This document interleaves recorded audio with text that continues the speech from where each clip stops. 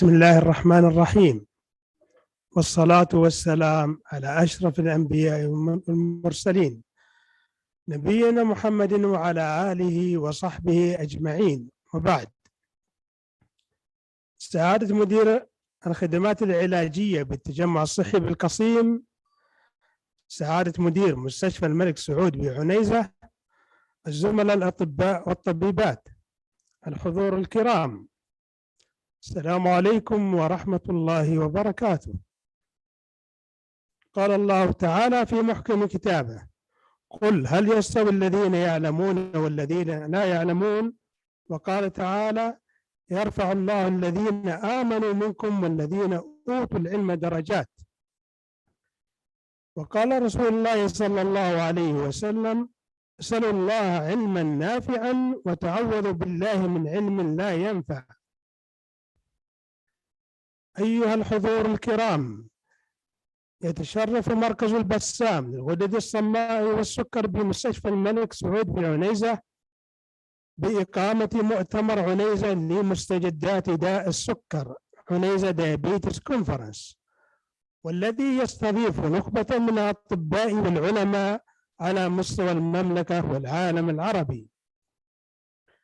هذا المؤتمر يأتي بالتزامن مع اليوم العالمي للسكر لعام 2021، امتدادا للفعاليات المقامة بواسطة المركز، حيث تمت إقامة معرض توعوي تثقيفي لمدة 3 أيام في مستشفى الملك سعود وفي العثيمون بعنيزة.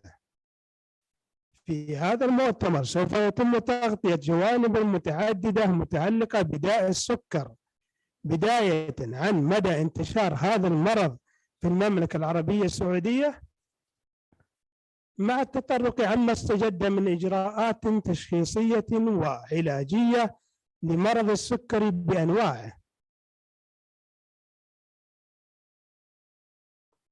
بأنواعه المختلفة لدى الكبار والأطفال.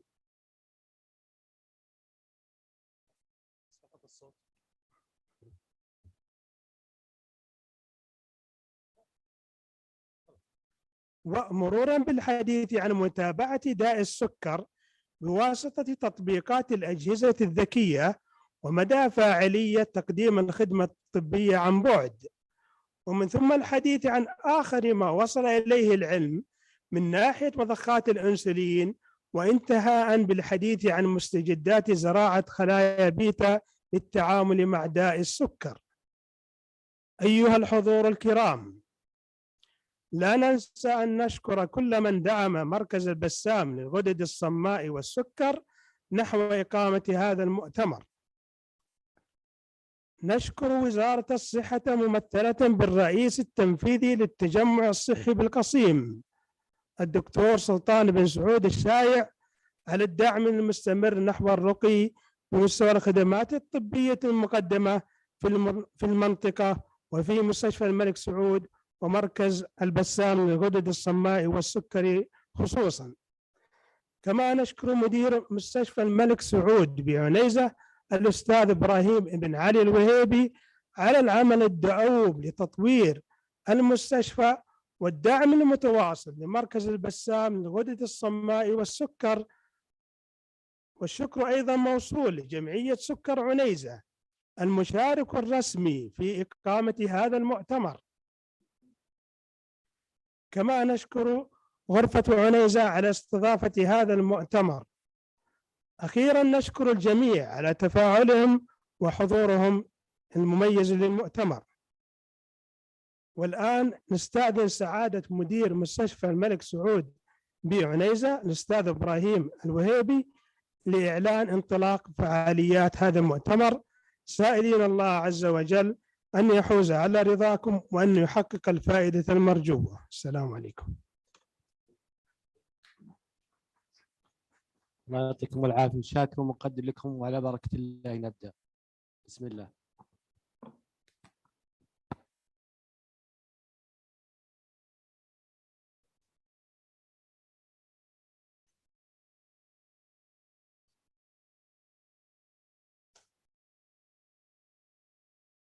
السلام عليكم.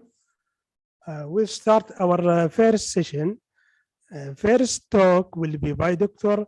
Zaki Muhammad, and the talk is about epidemiology of diabetes in Saudi Arabia.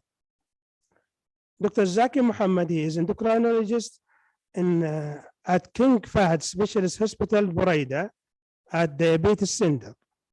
And he is having FRCB of endocrinology and diabetes. Welcome, Dr. Zaki.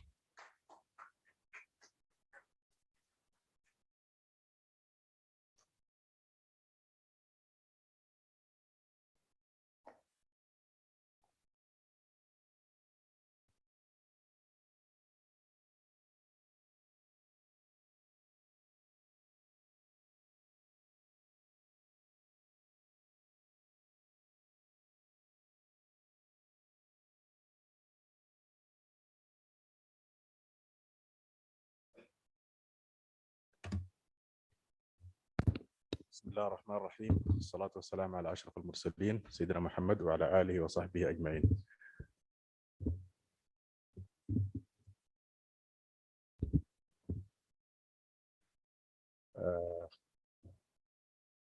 I would like to thank the organizing committee for giving me the chance to talk to you today, and I will extend my special thanks to Dr. Muhammad Al-Mutlaq and Dr. Sultan for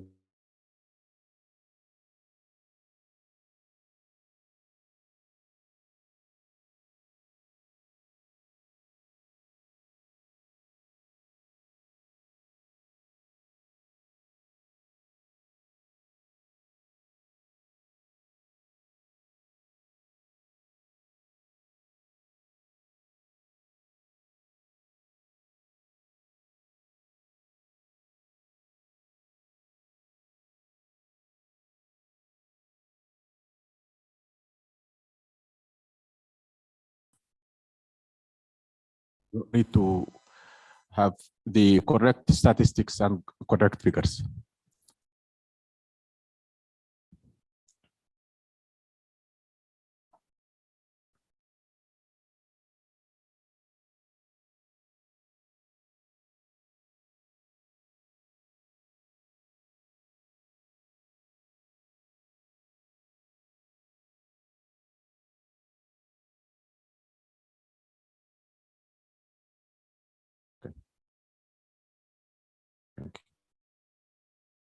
So the objectives of my talk today will be definition of diabetes.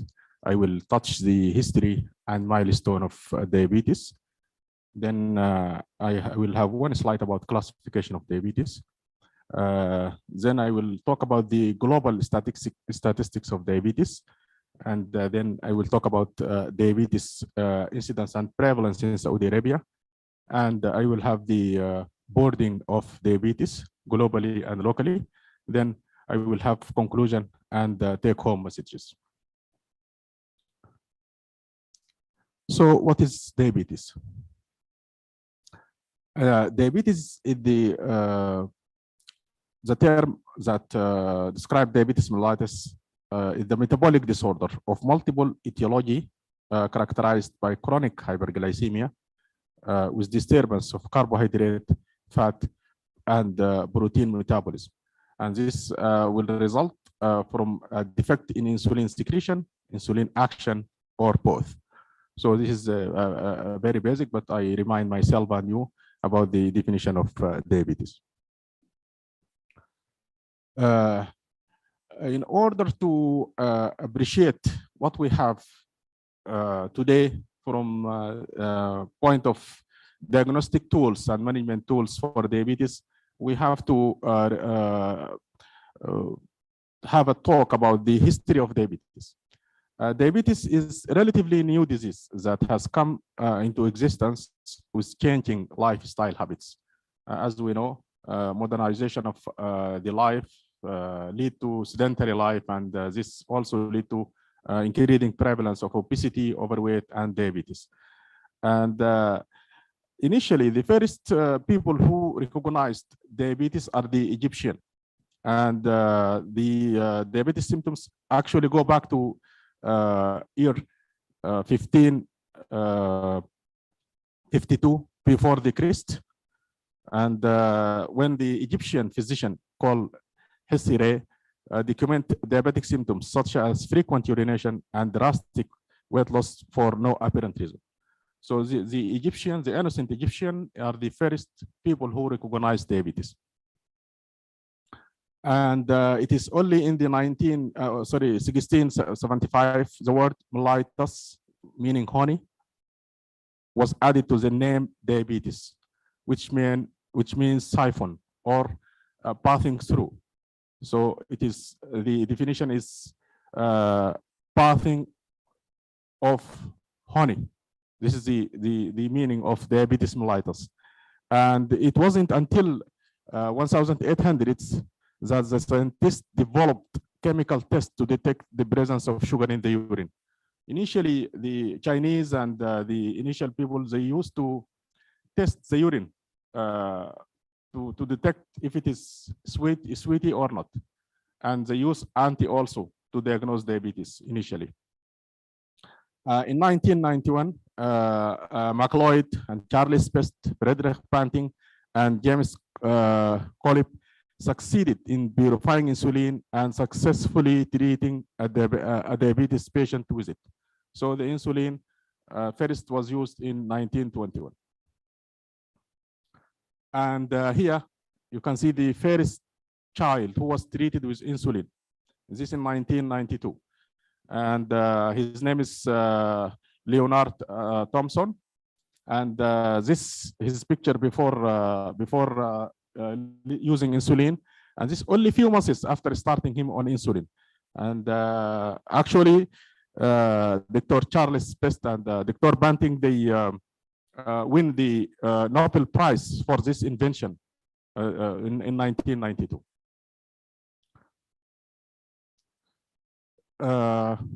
Here are some milestones of diabetes.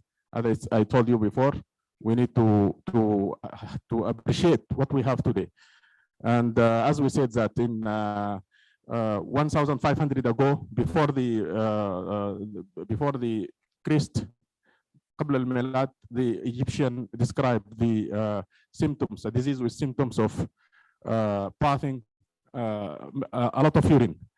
And in 250 before Christ, actually the word diabetes was 400, 500 years after that. An innocent Indian scientist describes the two types of diabetes, type 1 and type 2. And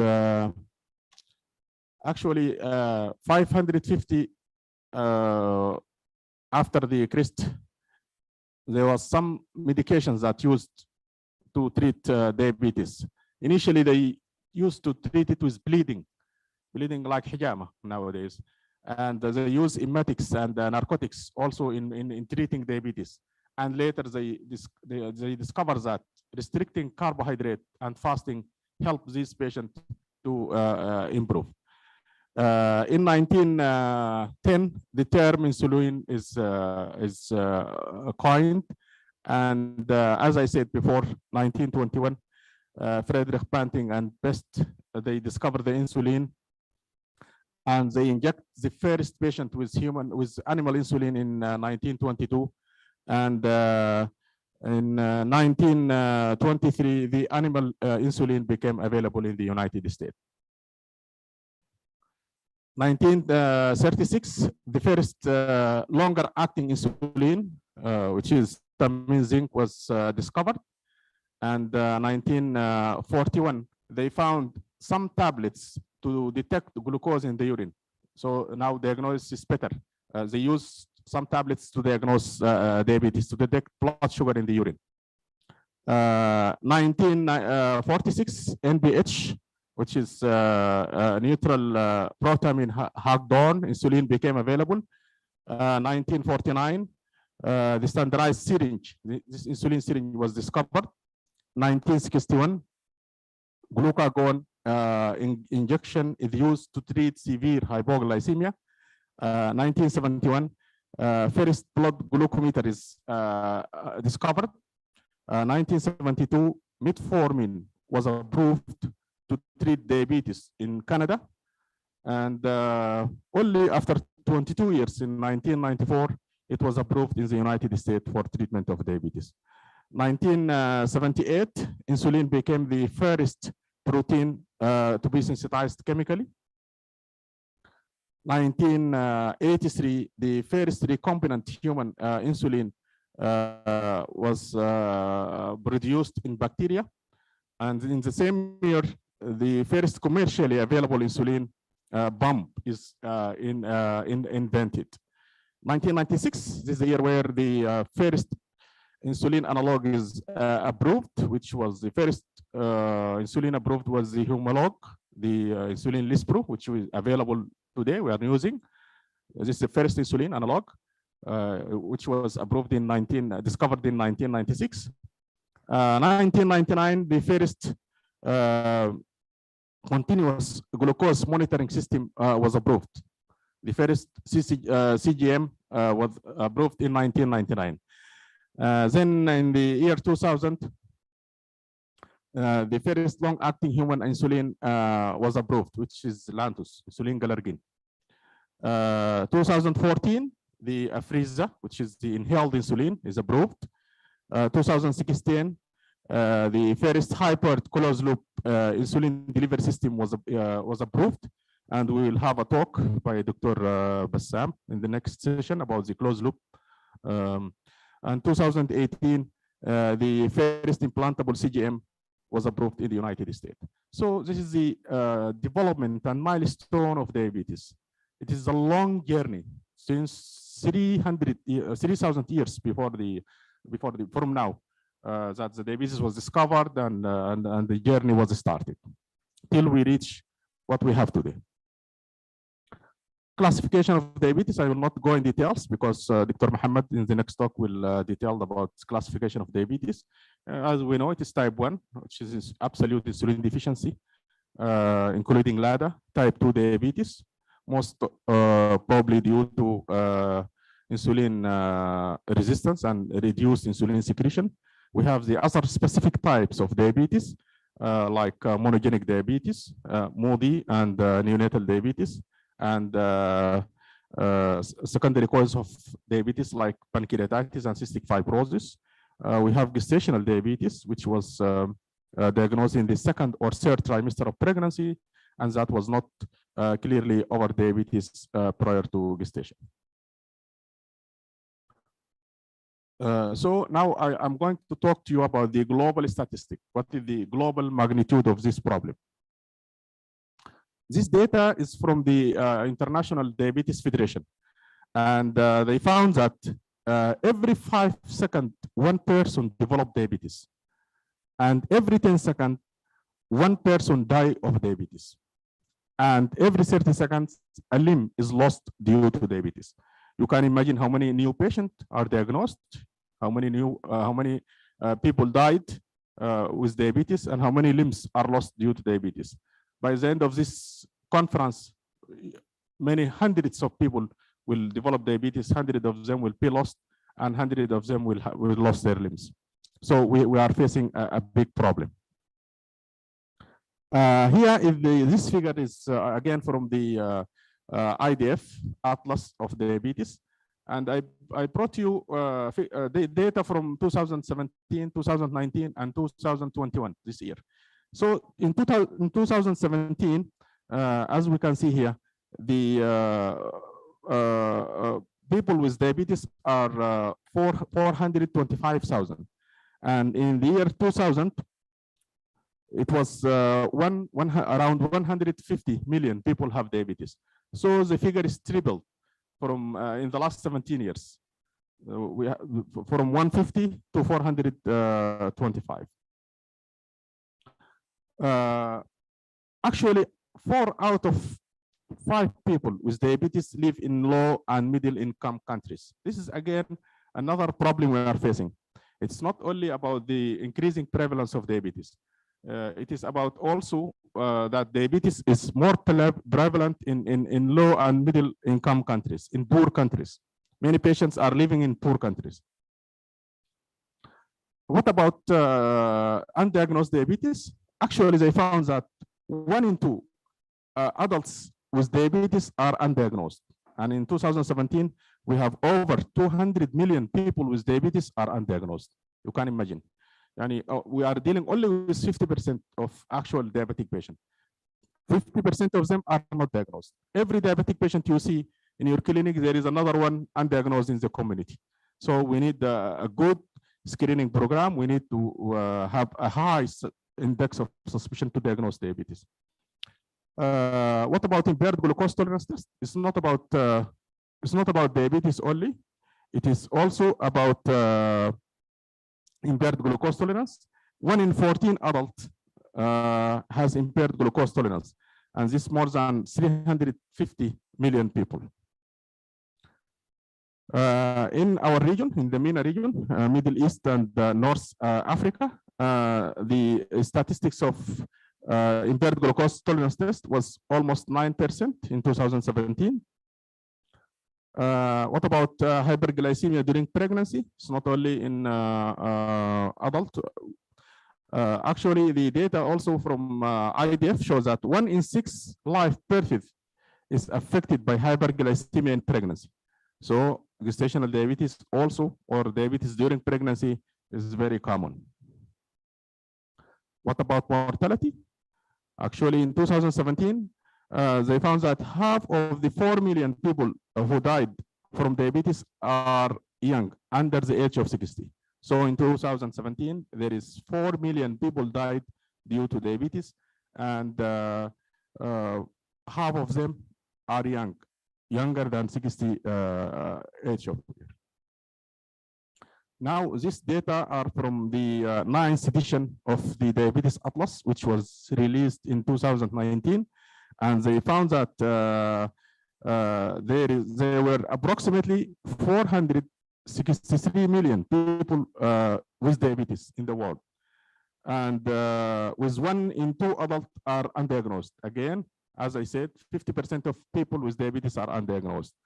And the total number of diabetic patients predicted to rise to 700 million, almost 11% by the year 2045, with 50% or more than 50% increase. Again, the most prevalence was in the MENA region, Middle East and North Africa, and the lowest prevalence was in Africa. And the number of deaths linked to diabetes was 4.2 million in 2019. And the majority of these deaths occur in the people, as I said, younger than 60.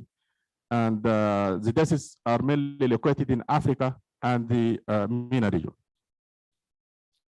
Now, these data are from this year. This released maybe 2 months ago from the International Diabetes Federation. And they found that our MENA region, the total number of diabetic patients is 78 million. You can imagine we have around 78 million or 73 million people with diabetes in the Middle East and North Africa. And this is the most recent slide here I'm presenting. This is the most recent data, and which is in this year, 2020. And they found that the diabetic patient globally are 537 million. So this is a very, very big number. And this is predicted to be 643 million in 2030, and expected to be around 780 million in 2045. And as I said, 80% of these diabetic patients are living in the low and middle income countries. And the deaths that occurred this year due to diabetes are 6.7 million. You can imagine 6.7 million people died this year due to diabetes or its complications. And what about the cost? The cost of diabetes is around 966 million US dollar. And you can imagine how it's costly. And this figure is increased more than 300 times during the last 15 years. So the cost also increasing.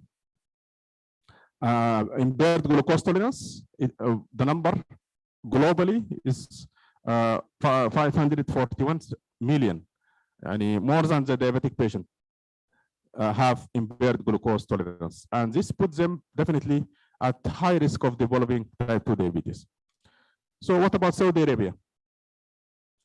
Data from diabetes figures shows that diabetes also incidence and prevalence is growing in the Gulf Cooperation Council countries. And as per 2020, the total population of Saudi Arabia is around 35 million. And according to the IDF, International Diabetes Federation, adult diabetes prevalence in Saudi Arabia is 18.3%. So this is the prevalence of diabetes in Saudi Arabia.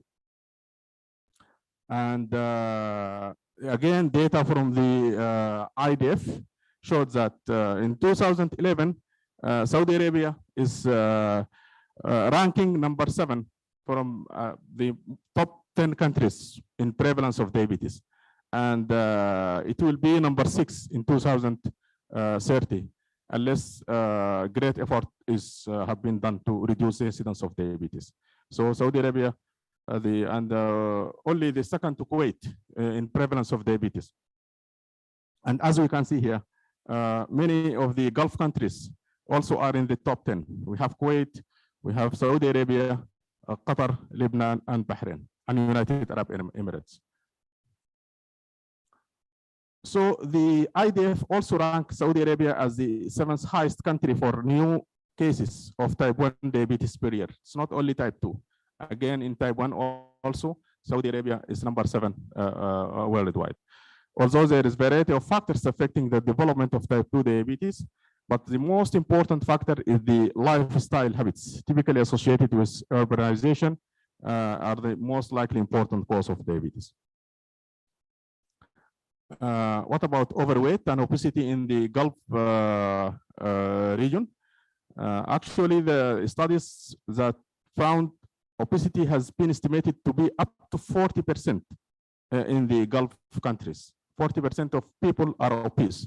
And here in Saudi Arabia, also one study showed that the obesity increased from 4% in 1980 to 35% in 2009 and 40% in this year.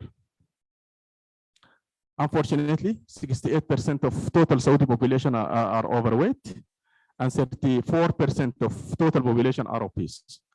And as I said, the WHO has reported that Saudi Arabia ranks the 2nd highest in the Middle East and the 7th in the world for the rate of diabetes. It is estimated that around 7 million of population are diabetic, and almost around 3 million have pre-diabetes. So in Saudi Arabia, we have 7 million diabetic patients and 3 million pre-diabetes. Gestational diabetes in Saudi Arabia, the incidence around 13%. So we need to have special care for pregnant ladies. 13% the incidence of gestational diabetes in Saudi Arabia. What about the burden of diabetes in Saudi Arabia? The health burden due to diabetes in Saudi Arabia is predicted to rise to catastrophic level unless wide-ranging epidemic control program is incorporated, with greater emphasis laid to advocating a healthy diet, including exercise and active lifestyle and weight control. So it is mostly about lifestyle modification. We need exercise, we need diet, and we need to reduce weight. Actually, to properly manage diabetes here in Saudi Arabia, we need a multidisciplinary approach, including dietitian, educators, physicians, nurses, and even the community. People should be involved in management of and prevention of diabetes. The annual cost for diabetic patient in Saudi Arabia in one study in 2014 was around 17 billion Saudi riyal. You can imagine that. and most cost due to a rising of diabetes complications. The total cost would be 11.4 billion for those with glucose intolerance. So the diabetes approximately consumes 17.5% of Ministry of Health's budget. One disease consuming 17% of the budget. You can imagine that. And in Saudi Arabia, it's not only in the adult, but also the prevalence in one study was found that obese and overweight children, the rate of diabetes is 9% in these children. Okay, it's not in adult only. The cost also in one study was found to be according to the level of hemoglobin A1C. Higher hemoglobin A1C level, higher cost. Okay, so less than 7% hemoglobin A1C, the cost around 1.3 billion, 1 million, 0.3. While when hemoglobin A1C 7 to 9, the cost increased to 2 million. And above 9, the annual cost was found to be around 3 million, with significant difference. So the higher hemoglobin A1C, the more cost of diabetes. What about the global burden of diabetes? It's not only the problem in Saudi Arabia, it is also worldwide. And they found that the annual health cost caused by diabetes and its complications account for around 6 to 12% of all healthcare expenditure. And diabetes consume more than 12% of the budget. And again, approximately an annual cost of 760 billion is devoted to global healthcare spending on diabetes, with 33 billion more than 2017. This data from IDF in 2019. The cost also increasing, and this expected to be increased to 825 billion and 845 billion in the year 2030 and year 2045. This is, as I said, in 2019, it was 4.2 million, and this year, 2021, the deaths is 6.7 million due to diabetes, and most of this is occurred in the Africa and in the MENA region. So to conclude, diabetes is on rise, no longer a disease of predominantly rich nations, it's also affecting the poor countries. The prevalence of diabetes is steadily increasing everywhere. It's not here only in the Gulf or in the Arab region, and most markedly in the world with middle and low income countries. The last statistic shows that globally, an estimate of 537 million adults were living with diabetes, compared to 108 million in 1980. Diabetes is a serious global public health issue, which has been described as most challenging health problem in this century, and accurate estimates of burden of diabetes are essential for future planning and evaluation of service. And the premature morbidity and mortality, reduced life expectancy, and financial and other costs of diabetes make it an important public health condition. And by this, I will end my talk, and maybe we'll take the questions in the end of the session. This is my references, and thank you very much for your listening.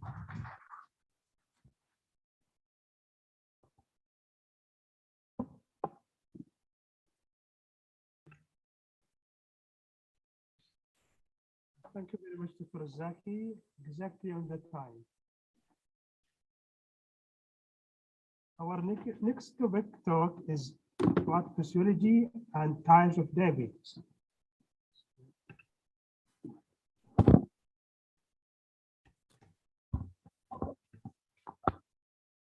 Next topic is about pathophysiology and type of diabetes mellitus. The talk will be by Dr. Mohammed Al-Mehden. Dr. Mohammed Al-Mehden is a consultant of endocrinology and diabetes and islet cell transplant. He is a chairperson of diabetes department and the M technology section head. Dr. Mohammed is a diabetes fellowship program director at Obesity, Endocrine and Metabolism Center at King Fahd Medical City. Dr. Muhammad is a clinical associate professor at University of British Columbia, Vancouver, Canada. Welcome, Dr. Muhammad, to start your talk. Thank you very much, everybody. Good evening. I wish if I was there with you to meet every one of you, but unfortunately I couldn't because of other commitments. I would like to thank the chairman for the nice introduction and to thank the organizing committee for inviting me to give this lecture. Do you hear me well and you see my slides?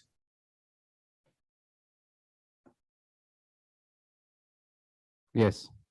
Okay, thank you very much. So I will talk about the diabetes pathophysiology and classification of diabetes tonight. These are the outlines of my talk over the next probably 25 to 30 minutes. Diabetes is defined as a group of metabolic diseases which are characterized by hyperglycemia resulting from defects in insulin secretion, insulin action, or both.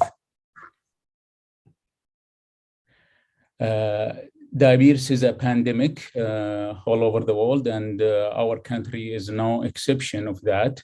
IDF estimate that there are 4.3 million diabetic people in our country, and the problem is that around 40% of those patients, they don't know they have diabetes. Diabetes causes around 15,000 deaths per year in our country. So we'll move to the classification of diabetes, and I'm sure most of you know type 1 diabetes, which can be classified to type 1A, which is immune-mediated, and type 1B, which is idiopathic. Type 2 diabetes, other specific types we will talk about, and gestational diabetes. Presentation of diabetes is in type 2 is mostly asymptomatic, symptomatic in few patients with type 2, and in type 1, symptoms include symptoms of hyperglycemia, which include polyuria, polydipsia, weight loss, sometimes with polyphagia and blurred vision. Impairment of growth in children and susceptibility to certain infection may also accompany chronic hyperglycemia. The presentation may be acute, particularly in type 1 or ketose-prone diabetes, and could be life-threatening, like hyperglycemia with ketosis or non-ketotic hypersmolar syndrome. We can see the spectrum of diabetes, which can be present in any stage. They can present in normoglycemia, and they can be detected in routine blood work. They can also present as impaired glucose tolerance or impaired fasting glucose, what we know is as a pre-diabetes, or they can present as diabetes with all the spectrum of diabetes, like non-insulin requiring diabetes or insulin requiring diabetes for control and insulin requiring for survival. The original WHO criteria in 1979 included a fasting glucose more than 7.8 and 2 hour more than or equal to 11.1 or 200 milligram per deciliter, and impaired glucose tolerance was defined as fasting glucose below 140 milligram per deciliter and 2 hour glucose more than 140 but less than 200. In 1998, the cutoff value for fasting glucose for diagnosis of diabetes was lower to 7, as we know nowadays. This is the ADA criteria, which is also endorsed by EASD and any other diabetes authorities all over the world. Which diabetes can be diagnosed by A1C more than or equal to 6.5%, 2 hour post-branded glucose or fasting glucose more than or equal to 126, 2 hour plasma glucose more than or equal to 200, plus the either in the oral glucose tolerance, or if the patient present with the classic symptoms of hyperglycemia and random glucose more than or equal to 200. The A1C and the fasting blood glucose should be confirmed with another reading.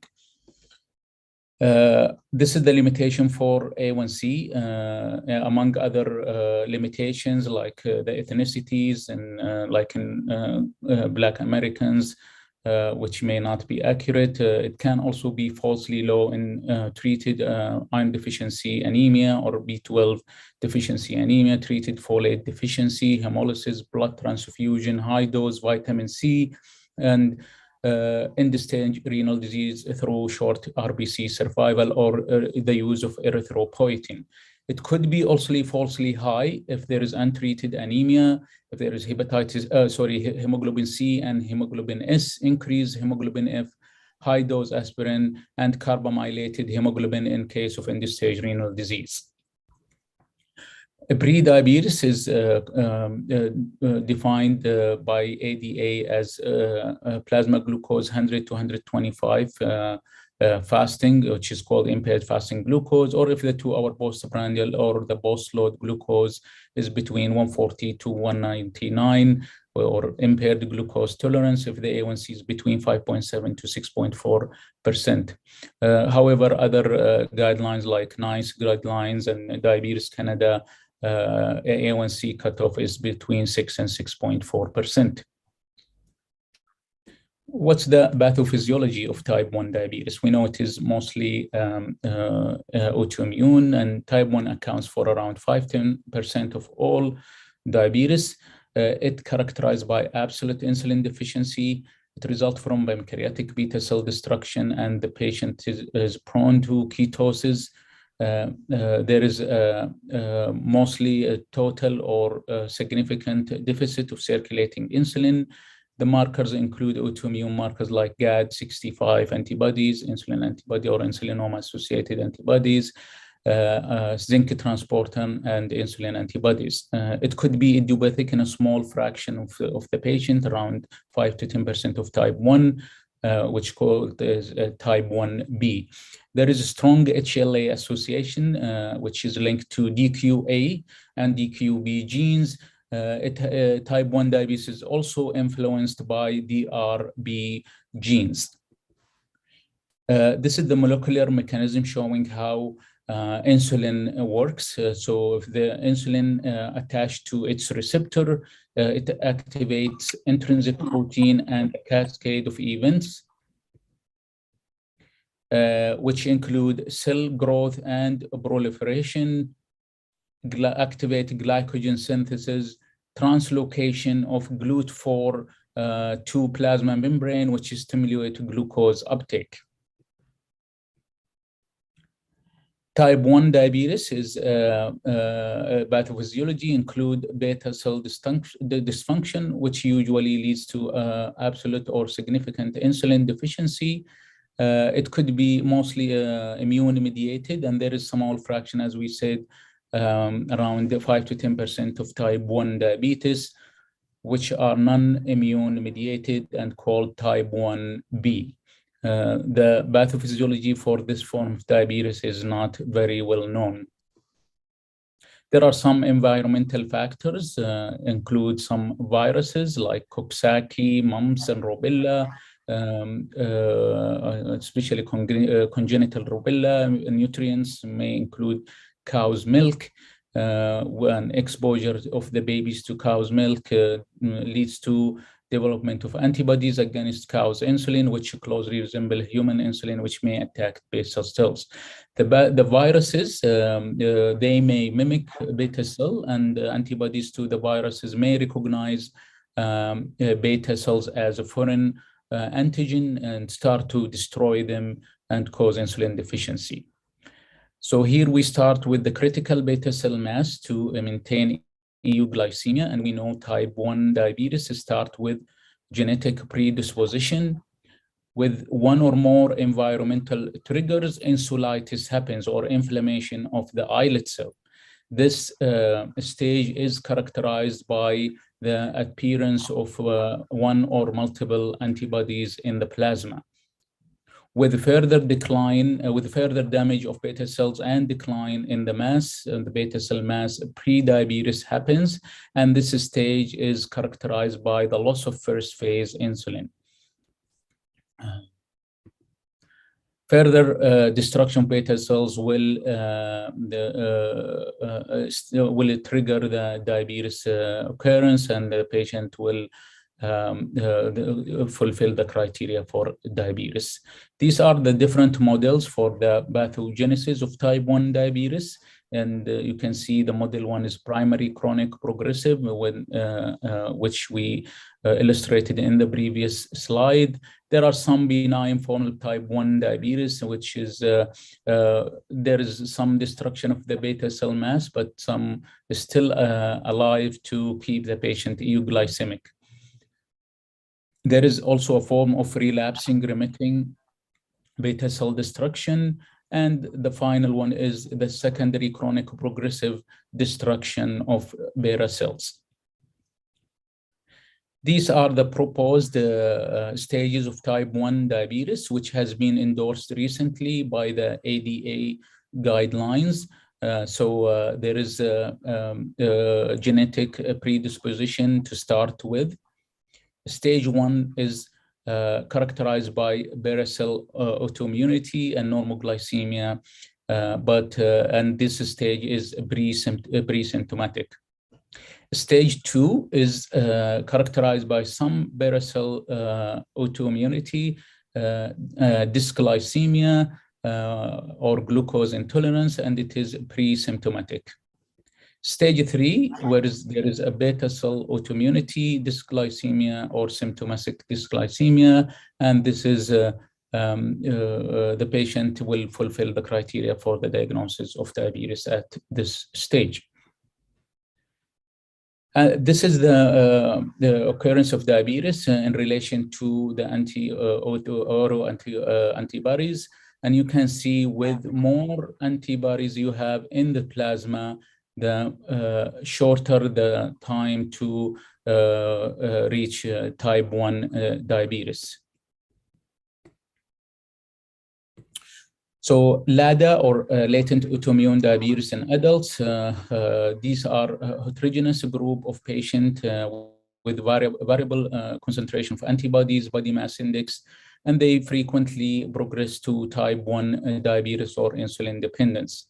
Patient may present with insidious onset of diabetes that may look like type 2, but progress faster to insulin requirements. Usually they require insulin by 2 to 3 years. Patient with high, compared with low titers of GAD antibodies, usually have a lower BMI, less endogenous insulin secretion, and they progress more quickly to insulin dependence. Type 2 diabetes is very well known even before 1500 BC, where the ancient Egyptian first recognized diabetes as a disease causing excessive urination and a sweet taste to the urine. In 1889, Oskar Minkowski and Joseph von Mering discovered that the pancreatectomy caused diabetes in animals. In 1921, Frederick Banting and Charles Best isolated insulin. In 1936, Harold Hemsworth proposed diabetes might be related to insulin sensitivity. This was proven in 1960 when Rosalind Yalwo and Solomon Pearson find high levels of insulin type 2 patient using radioimmunoassay technology. In 1987, Ralph DeFronzo presented his famous lecture, and he proposed that there is a pancreatic beta dysfunction, muscle and liver all contribute to type 2 pathophysiology, and he called it the triumvirate. In 2008, again, Ralph DeFronzo expanded his model of type 2 diabetes to include 8 contributors, and he called them the ominous octet. In 2013, Sanjay Karla again expanded the model of type 2 to include another 4 hormones, including vitamin D, testosterone, and renin-angiotensin system, and testosterone. These are the triumvirate, which are described by DeFronzo, which proposed that type 2 diabetes pathophysiology is characterized by beta cell dysfunction and decreased glucose uptake by the muscles and increased hepatic glucose production. You can see here this what we call it Starling law of the pancreas, and you can see insulin secretion initially is normal, then it goes up to overcome the insulin resistance, and finally it goes down with and in diabetes type 2 happens. So by the time of the diagnosis, normal insulin indicate already beta cell function, and it is estimated that the patient already lost 50% of the beta cell when they are diagnosed with type 2 diabetes. This is the original triumvirate by Ralph DeFronzo, and he expanded that to the ominous octet, which include, in addition to these three pathophysiological mechanisms, a neurotransmitter dysfunction, islet alpha cell dysfunction leading to increased glucagon secretion, increased lipolysis, increased glucose reabsorption in the kidney, and impaired gut incretin hormone function.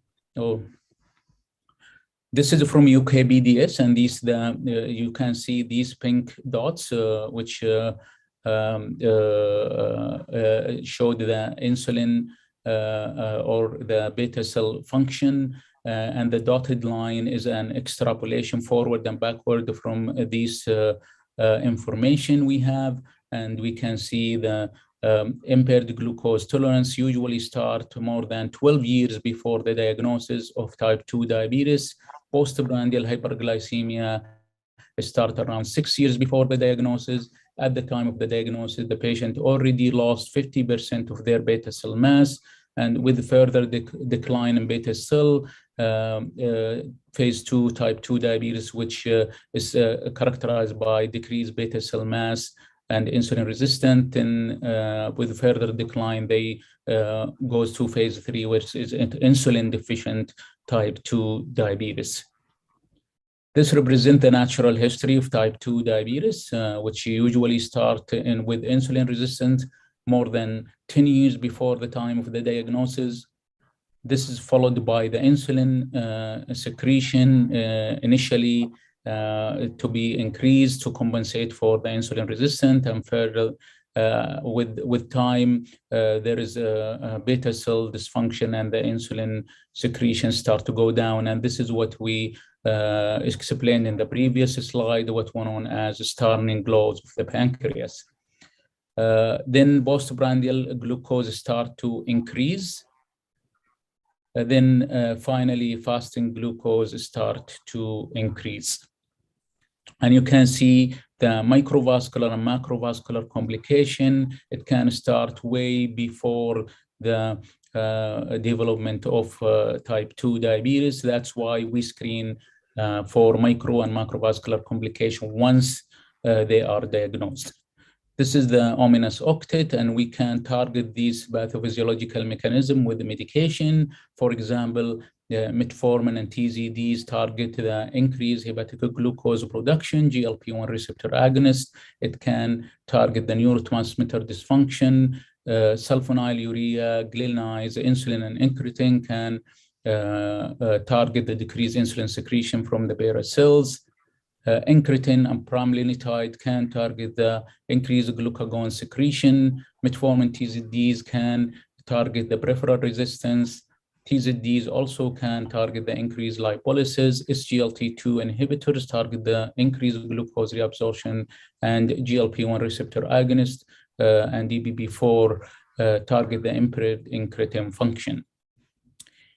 These are the main differences by type 1 and type 2 diabetes. Sometimes it's very difficult to differentiate between the two, but these are like certain clues which might help. So type 1 usually is much the prevalence or the percentage of from the total cases of diabetes is around 5 to 10%. Type 1 is usually diagnosed before the age of 25, although there are exceptions, and type 2 is diagnosed more than 25 with exceptions. Beta cell function is none or very low in type 1, low, normal, or high in type 2 based on the stage of the disease. Insulin sensitivity is normal in type 1 when it is controlled, but low in type 2. The pathogenesis of type 1 is usually autoimmune, but sometimes it is idiopathic, like in type 1b. The pathogenesis of type 2 is a defect in insulin action secretion, and usually antibodies are absent. Family history is usually more strong in type 2 diabetes in 70 to 95%. Obesity is uncommon in type 1, but common in type 2. Risk of DKA is high with type 1, but low with 2, and presentation usually moderate to severe in type 1, and they present in asymptomatic or in mild symptom with type 2, with exception like in the ketosis-prone diabetes. You can see these are the sensitivity and specificity for antibodies to type 1 diabetes, and if you have GAD65, that's the most sensitive and specific antibody, and you can see the other antibodies. The ketosis-prone diabetes is more recognized recently, and it used to be called the Flatbush diabetes. And the Flatbush is in a neighborhood in New York where those presentation, and it has a majority of African American, and those patients used to be presenting with like DKA, but after the control of the DKA, they go back to oral hypoglycemic agent. And they modified the name to ketosis-prone type 2 diabetes. The mean age of diagnosis is around 40, 2 to 3 folds higher prevalence in men. There is a 0 to 18% of patients who have autoimmune markers. Ketoacidosis usually result from transient suppression of beta cell function that cause the cause for which is really unknown. Initial treatment is the same as for patient type 1 with ketoacidosis, but later on you can switch them to oral medication. You can see the A-B classification system, which is adapted by also ADA. You can type 1 A plus B negative, which is characterized by positive antibodies, but no evidence of beta cell function. Type 1B, which is there is no antibodies and no evidence of beta cell function. Type 2A, A plus, beta plus, positive antibodies, and there is an evidence of beta cell function. A negative, B plus, no autoantibodies, and there is an evidence of beta cell function, the most common subgroup of type 2.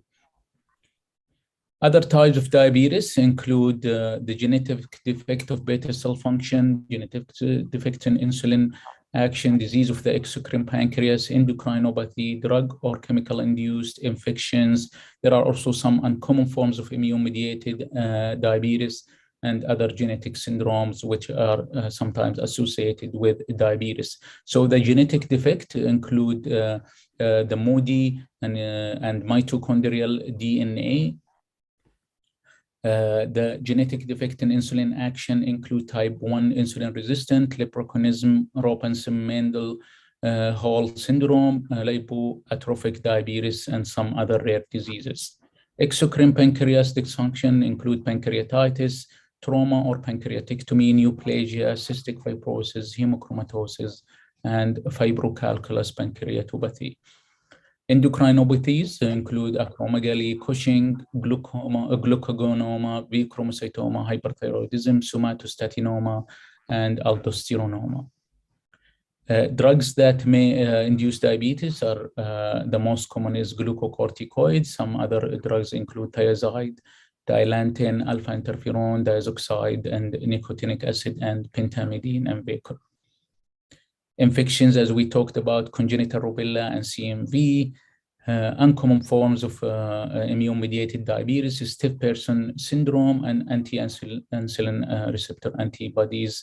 There are some other genetic syndromes associated with diabetes, like Down syndrome, Klinefelter-Turner, Wolfram syndrome, Friedreich's ataxia, Huntington chorea, Lawrence-Moon-Pedal syndrome, myotonic hypertrophy, porphyria, and Prader-Willi syndrome. This is the different forms of MODY or maturity insulin diabetes of the young. Type 1 is characterized by a genetic defect in hepatocellular nuclear factor 4 alpha.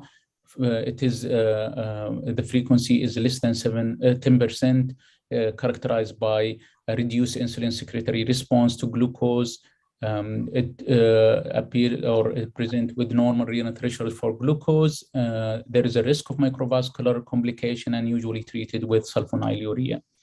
Type 2 is the most common form of MODY, 15 to 31% in addition to the type 3. These are two, the most common one. 2 is characterized by defect of a glucokinase molecule, which is a glucose sensor, which lead to increased plasma level of glucose to make it necessary to elicit normal level of insulin secretion. Clinical features include mild, stable, fasting hyperglycemia, often diagnosed using routine screening and not progressive. They don't usually develop microvascular complication and usually treated with only diet. HNFA1 alpha or type 3, which is the most common one, characterized by abnormal insulin secretion and low renal threshold for glucose. They can develop microvascular complication and they can treat it by sulfonylurea. MODY4 is characterized by a defect in insulin promoter factor, which is characterized by reduced binding to the insulin gene promoter, reduced activation of insulin gene in response to hyperglycemia. Clinical features include pancreatic agenesis. If it is homozygous, it may also lead to less severe mutation. If it is heterozygous, they can develop microvascular complication and they usually treated with insulin. MODY5, and the defect is in HNF1 beta, and again, it's rare. The defect is it leads to pancreatic atrophy. It also can lead to renal dysplasia, renal cyst, renal insufficiency, and hypomagnesemia. They can develop microvascular complication and they usually treated with insulin. The last one is MODY6, and the defect is immunogenic differentiation factor, which affects pancreatic development, and they can develop microvascular complication and they are usually treated with insulin. This is the end of my presentation. Thank you very much for your attention, and I think we will take some question at the end of this session. Thank you very much.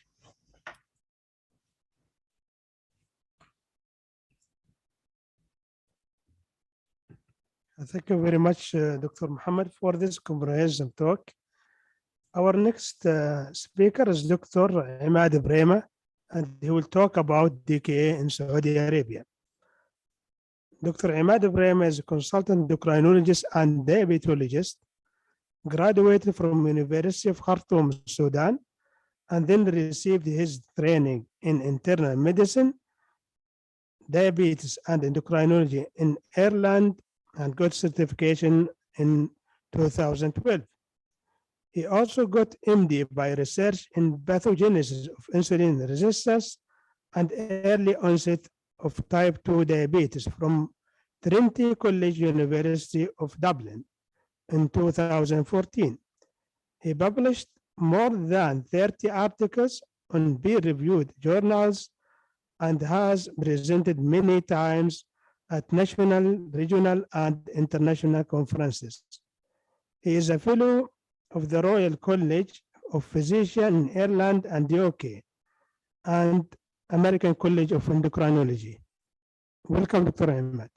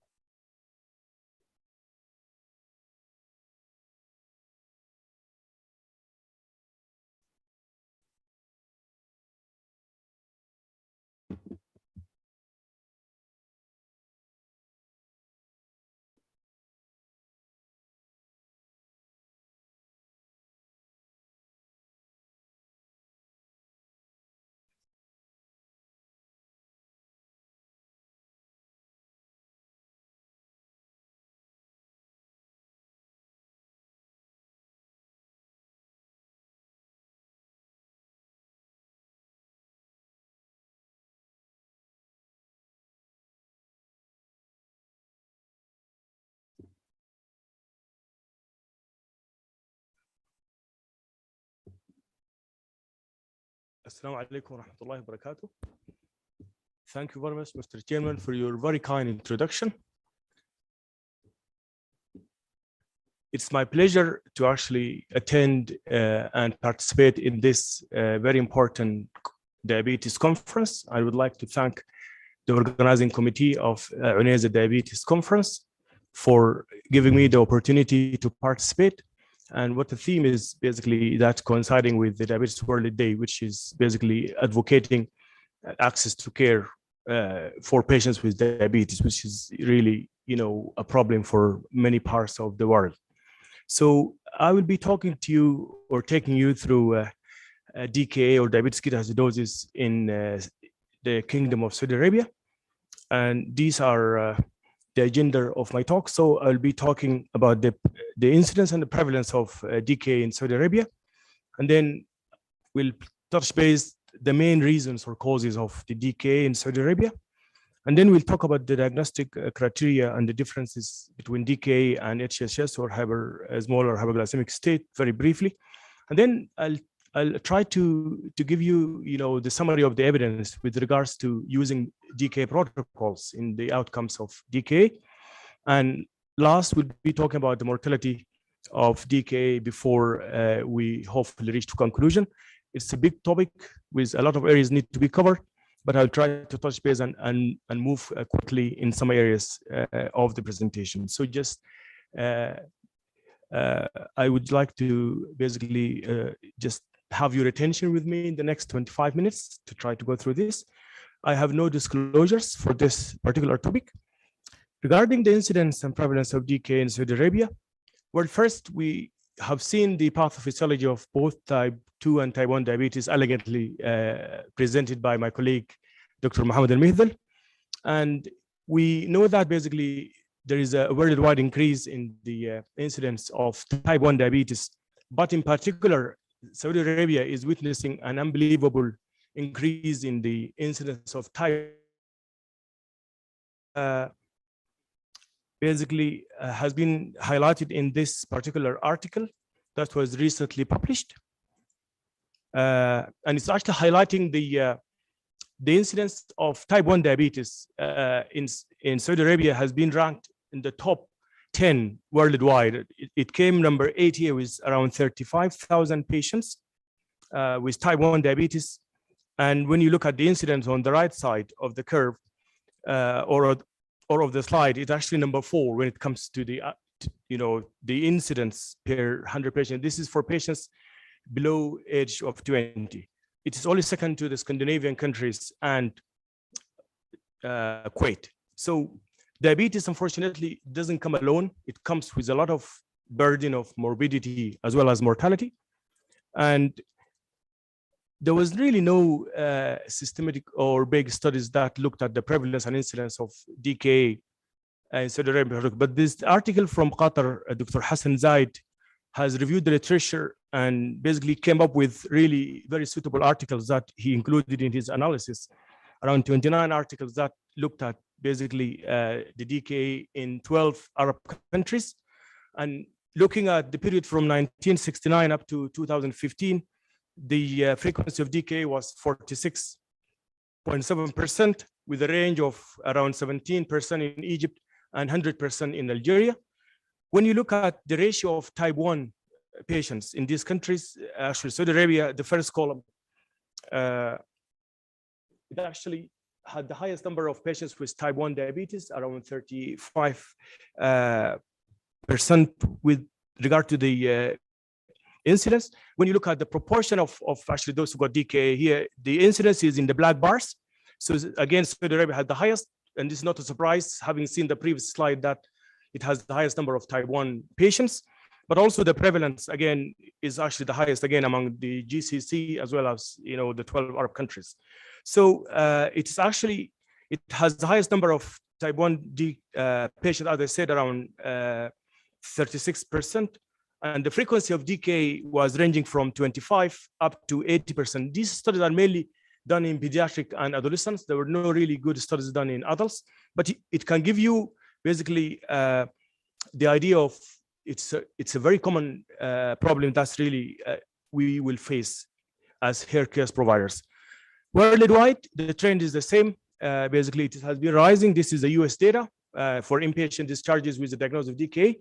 So it has been on the rise. How are the main reasons for DKA? Well, my colleague, Dr. Musa Al-Malki from King Fahd Medical City has looked at this in 2016. It is the largest patients that has been, studies that have been published with regard to DKA in Saudi Arabia, 400 patients. And the main reasons here are non-compliance with insulin, around 54%, and then UTIs and stress. So these are second, basically, reasons for DKA. Another study by Professor Khalid Rabi'an looked at 150 patients from 1985 to 2005, and insulin deficiency or non-compliance again was 51%, UTIs 22%. Dr. Mohammed Al-Harbi, basically from King Salman Hospital, has looked with his group to 164 patients with DKA, and again came up with very similar findings that around 42% is insulin non-compliance, and then basically other causes, UTIs, poor diet, fasting Ramadan, around basically 2.4 or 2.5%. And basically this can give you an idea of basically there are so many reasons that are happening in Saudi Arabia, but not anywhere else in the world. Euglycemic DKA hasn't been looked at. Our colleague and our fellow, Dr. Wala Falata, has looked into SGL2 use in patients with type 1 diabetes. This article has been accepted for publication, and it looked at basically the occurrence of DKA in these patients who use SGL2, and it has been basically shown to be around 11.8%. So it's a quite high number. So this is why this is another emerging cause of DKA that we need to keep an eye on. Regarding this is just a summary of what I've been talking about: the causes, non-compliance, chest infection, UTI, fasting Ramadan, and other causes, of course, will be far less than this. How about the diagnostic criteria? I'm sure you all know the diagnostic criteria for DKA. It's hyperglycemia, ketonemia, or significant ketonuria, as well as venous bicarbonate or acidemia with a pH less than 15. This is the UK basically guidelines, or the JBSD. The ADA also has basically its own criteria, dividing it into mild, moderate, and severe DKA. And really the hallmark difference from HCHS is basically HCHS usually there's no acidosis or very mild acidosis. pH usually is more than 7.3 with very minimal, ketonemia. Ketonuria, and basically usually very high osmolarity in the serum, more than 320, and very high glucose, usually 600 milligram or 33 millimole, and usually elderly patients who are very sick. Just compare and contrast, type DKA usually young, usually have no comorbidities. They look less sick compared to HCHS. The fluid loss is around 6 liters, and the mortality is around 0.2 to 2% worldwide, while the HCHS, usually elderly people with multiple comorbidities, very sick, very large number of fluid loss or hypovolemia, and it has very high mortality, up to 20 times that of DKA. The goals of therapy for DKA are rapid replacement of fluid within the first 12 to 24 hours, resolution of acidosis with the use of insulin, and replacement of potassium, and prevention of hypokalemia or hyperkalemia. While the goal in HCHS is the gradual replacement in the fluid by 50% in the first 12 hours, and then another 50% to be done over the next 12 to 24 hours.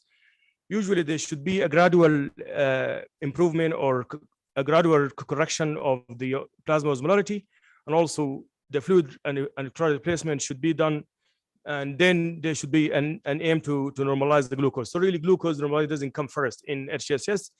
And again, we need to keep an eye on prevention of thrombosis, treating the underlying cause, and prevention of food ulcers.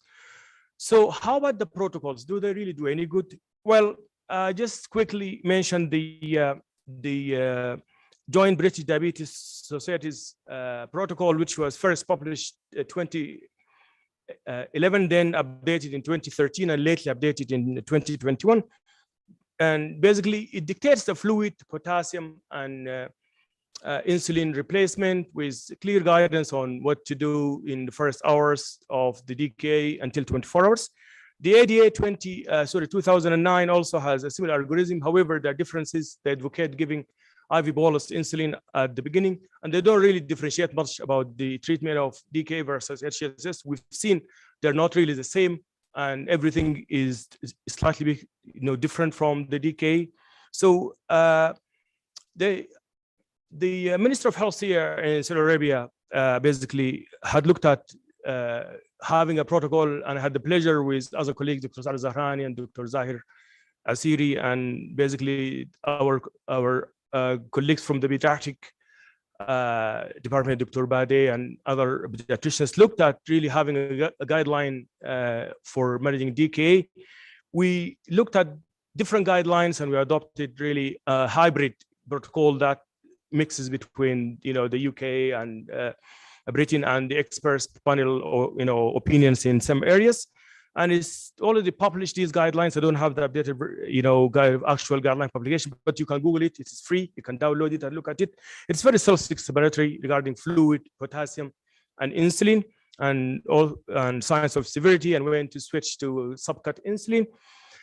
How about the evidence regarding using protocols? Does it really make any difference? Well, this is a very good article review that basically looked at all the guidelines and protocols published from Europe, USA, Canada, wherever that has been published, and they came up with more than 1,400 articles, and then they filtered them down to a suitable number of articles that fulfill the criteria regarding DKA outcomes, potassium, fluid, insulin, phosphate, all these kind of parameters that normally we look at when we manage DKA.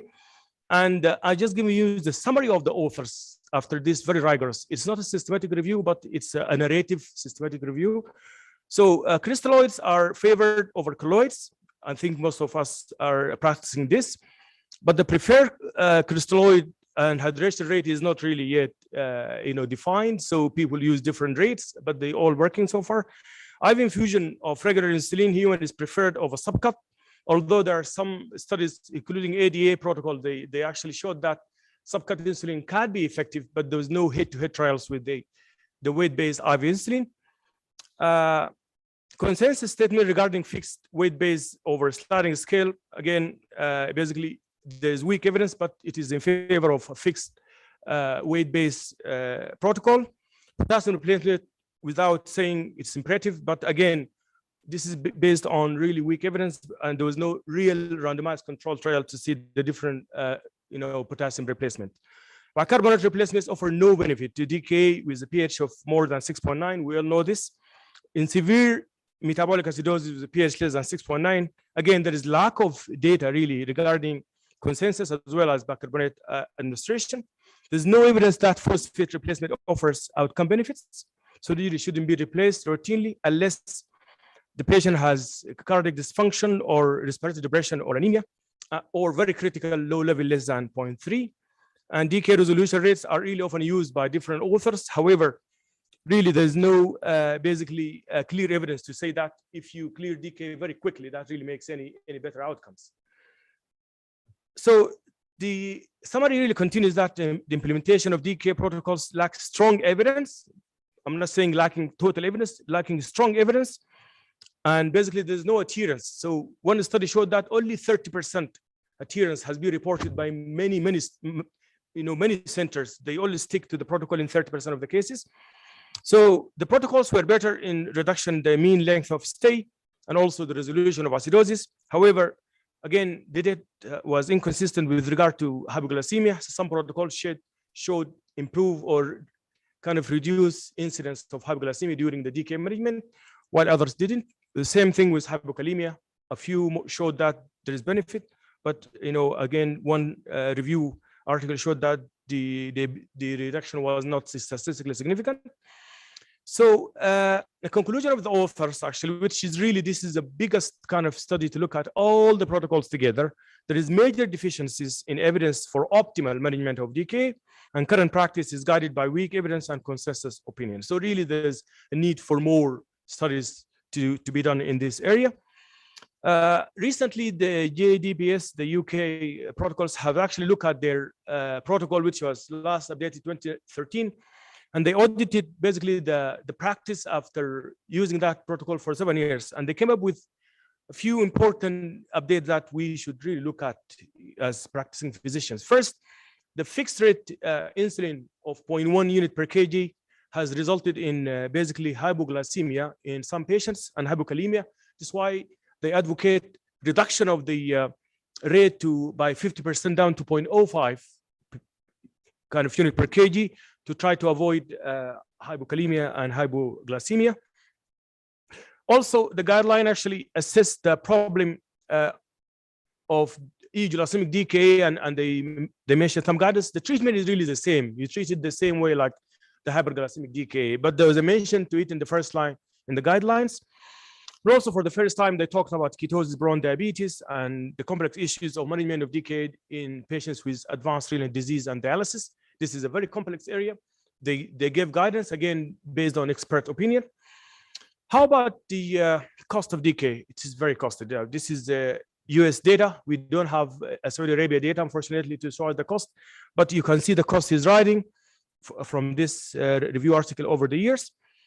Regarding the length of stay, there are different studies that looked at this from Saudi Arabia. Professor Rabi'an, 2011, the length of stay was 6.5 days.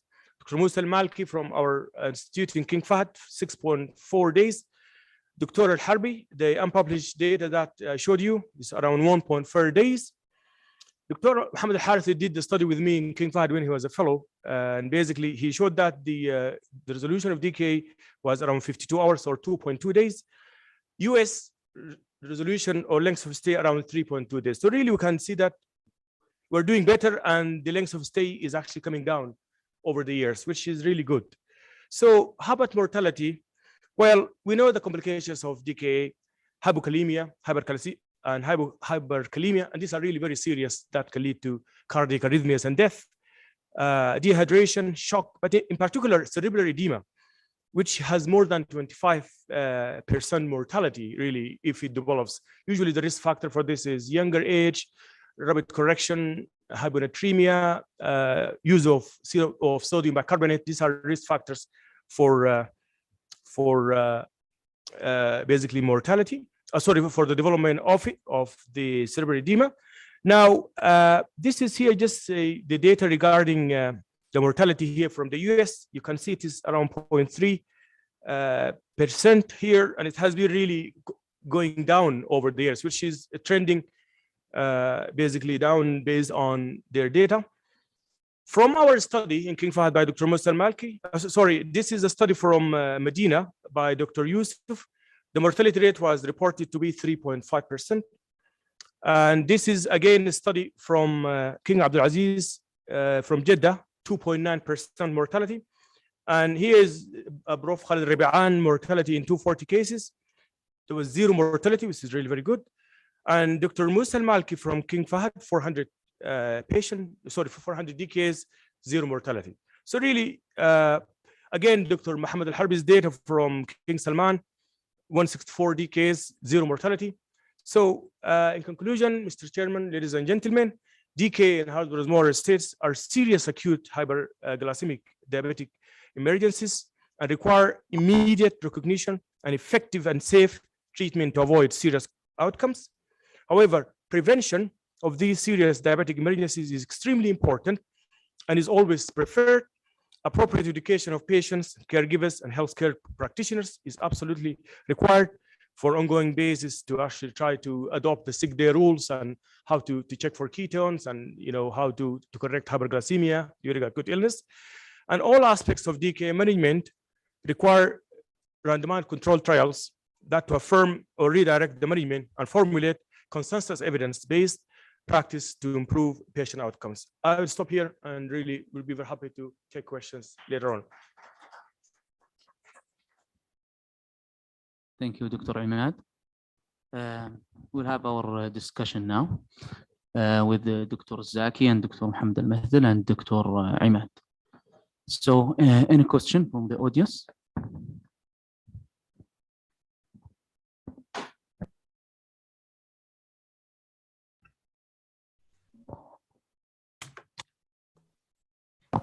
Bismillah ar-Rahman ar-Rahim. Assalamu alaikum wa rahmatullah. I am Dr. Nawaf, endocrinologist from King Saud Hospital Diabetic Center. My question to Dr. Imad. Thank you for your excellent lecture. Have you noticed the increase the DKA cases after using the new combination of diabetic medication like SGL2? And if yes, how much? What is the percentage of it? Thank you. Thank you very much for your question. Yes, is it working? Yeah. So thank you very much for this really very important question. Well, these agents, since they were introduced, there was a signal that they increase the risk of euglycemic DKA by different mechanisms. And basically, it has been reported even in clinical trials. That's where the evidence started first, when they were undergoing, phase 2, phase 3 trials. Basically, the reported rate from the clinical trials, the trial called the Unaizah trials, where they use 3 doses of empagliflozin, 2.5, 10, and 25, and it showed that the rate was between 3 to 4% of PACE. However, if you don't really follow the sick day rules and educate your patients and select your patients, because the patients need to actually continue taking their insulin, they need to drink plenty of fluid, monitor their glucose, make sure they have access to checking ketones. So these are the measures that need to be kind of clearly stated to the patients if you want to give it as adjuvant. Of course, it's off-label use in patients with type 1 diabetes, but euglycemic DKA was even reported in patients with type 2 diabetes. So in our cohort, I think this study by Dr. Wala is the first one to be done in Saudi Arabia in SGL2, and we've seen it actually. It is around 11%, which is a lot higher than the internet. But our sample was small. We had only 34 patients. 4 of them developed this DKA. That will give us like 11 or 11.7%. So it will vary from one country to another, one practice. But it is really something that we need to be extra cautious and extra careful when we want to consider it. There is this benefit in reducing A1C weight, but again, the catch is actually the DKA and UTI or the mycotic infections. Thank you, Dr. Imad. Any other question? And I just comment also on this, Go ahead, Doctor. there is a recent they canceled one of the indication, actually the company for dapagliflozin. They actually waived or canceled their indication to treat people to use their medication in type 1 diabetes, which reflect the high incidence. I think in real world, it will be around 10%. In the studies where they're carefully monitored, it's around 5% in type 1. And in real world, I think the study we have done in KFC, King Fahd Medical City, is probably reflecting the real world data, which is around 10%. Thank you, Dr. Muhammad, really, for this very nice interaction. Assalamu alaikum. I am Dr. Najib, working in Diabetes Center in Saud Hospital. I have a complementary question to Dr. Nawaf regarding SGLT2 inhibitor. It sometimes causes decay, but if we give at the beginning, that means when after diagnosis of type 2 diabetes, when insulin reserve is good, that time, is there any possibility to develop decay? I'm sorry, can you repeat the question again? Regarding this SGLT2 inhibitor, it causes decay. Yes. If we give SGLT2 inhibitor in newly diagnosed type 2 diabetes, then that time insulin reserve is good. Patient is not on insulin. It may cause decay, or for that group is safe to give SGLT2 inhibitor. Sorry, I'm sorry if I understood your question correctly. you're saying at the initial time when the diabetes is diagnosed, are you talking about type 2 diabetes or type 1? Type 2 diabetes. So their insulin is like intact, or they have plenty of insulin, and then if you give it at that time, the risk of decay.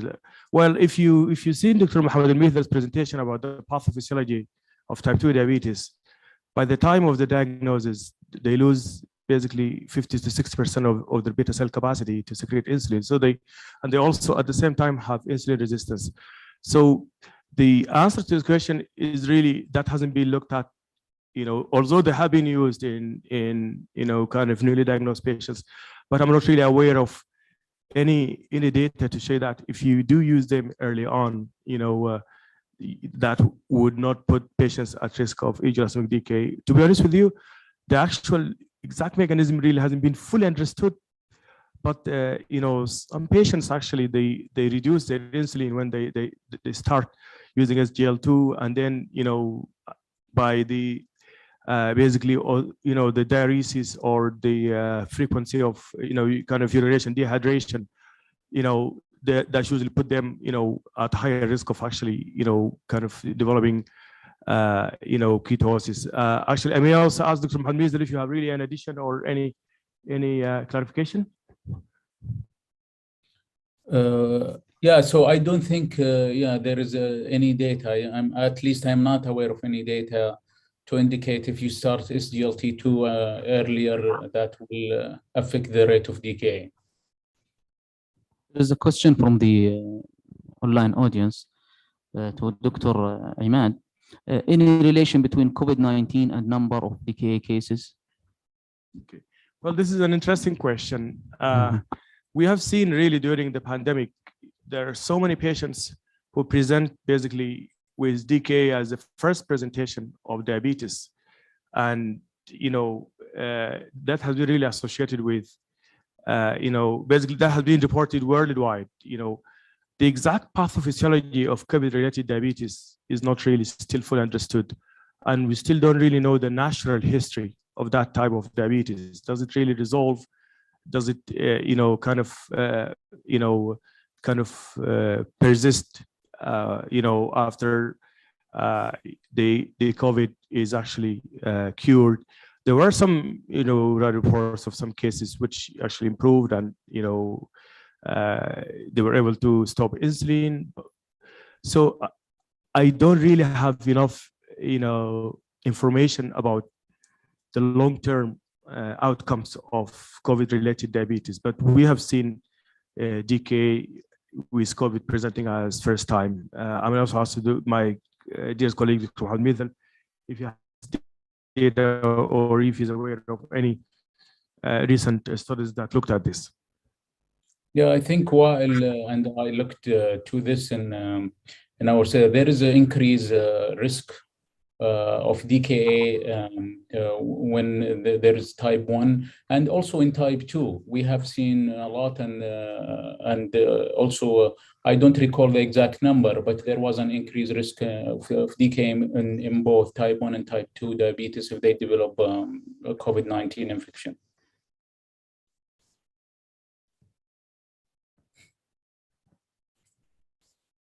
Any question? And Dr. Zaki?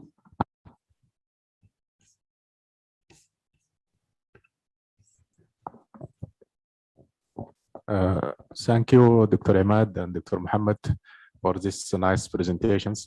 My question to Dr. Imad, what about the evidence for use of crystalloids? Which any preferred type according to data? Normal saline, D5, abnormal saline during the correction when glucose is high?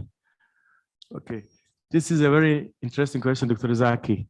And that's really one of the burning questions that the review article, tried to answer. They looked at all the types of fluids, normal saline, half normal saline, dextrose normal saline, even regular lactate. The consensus actually from their review is really there's no superiority of one exact type of crystalloid fluid over the other.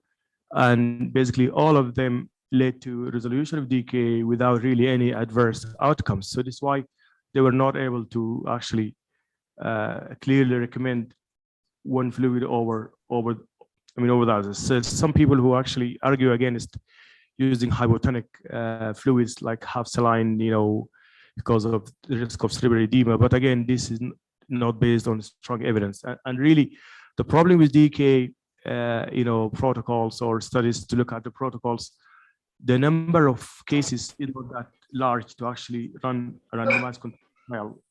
And the other thing is, usually these patients are very sick, when they come in. So it will be hard to actually try to put them in a study and, try to rigorously follow them up. So this is why all this evidence is based on consensus opinions of experts and weak evidence. So this is why the call is really for trying to get RCTs in the longer term to run one fluid versus the other in a large number of patients, and then to see if there's any actual, benefit of one over the others. Thank you, Dr. Ahmad.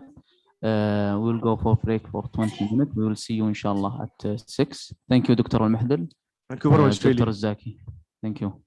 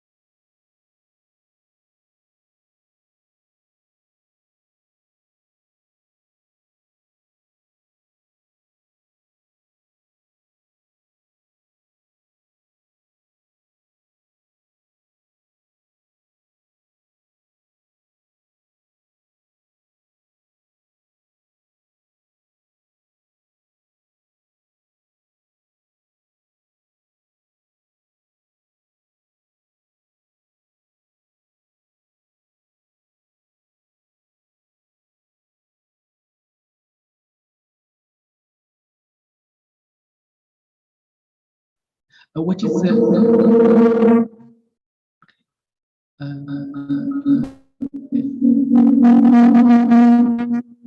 have to mute it.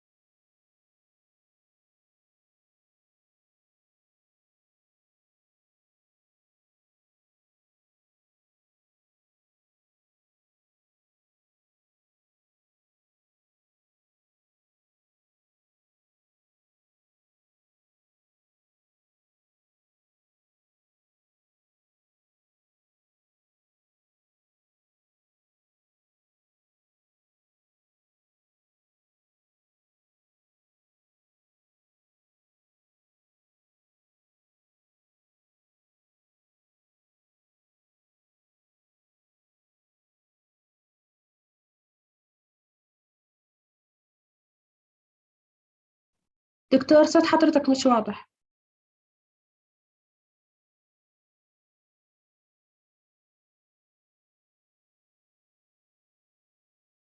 الصوت ميوت انميوت.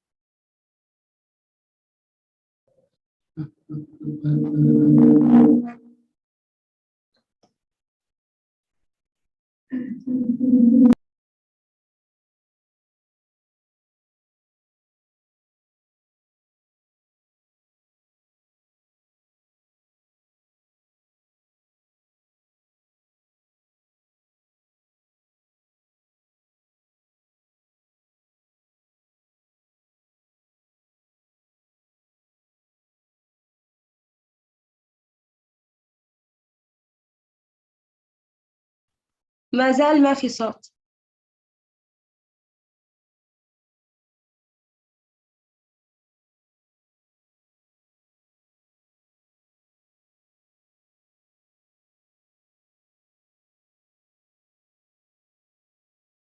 الصوت ميوت دكتور.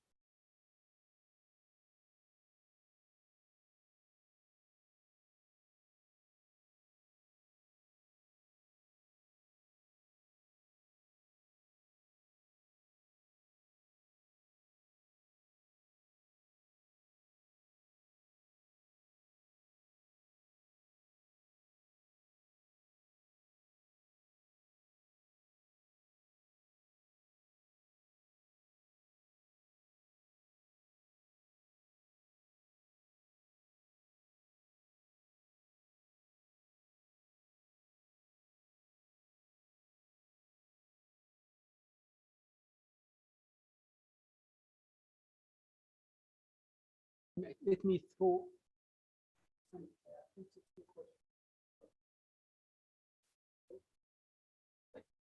بسم الله الرحمن الرحيم. Again, I was talking about it's not moving. بس الحين is not moving. واحد من اثنين، اما الصوت او صوت. is not moving معليش. طب انت you can fix it يا شيخ. When I can ask the audience some questions عشان for interactive discussion.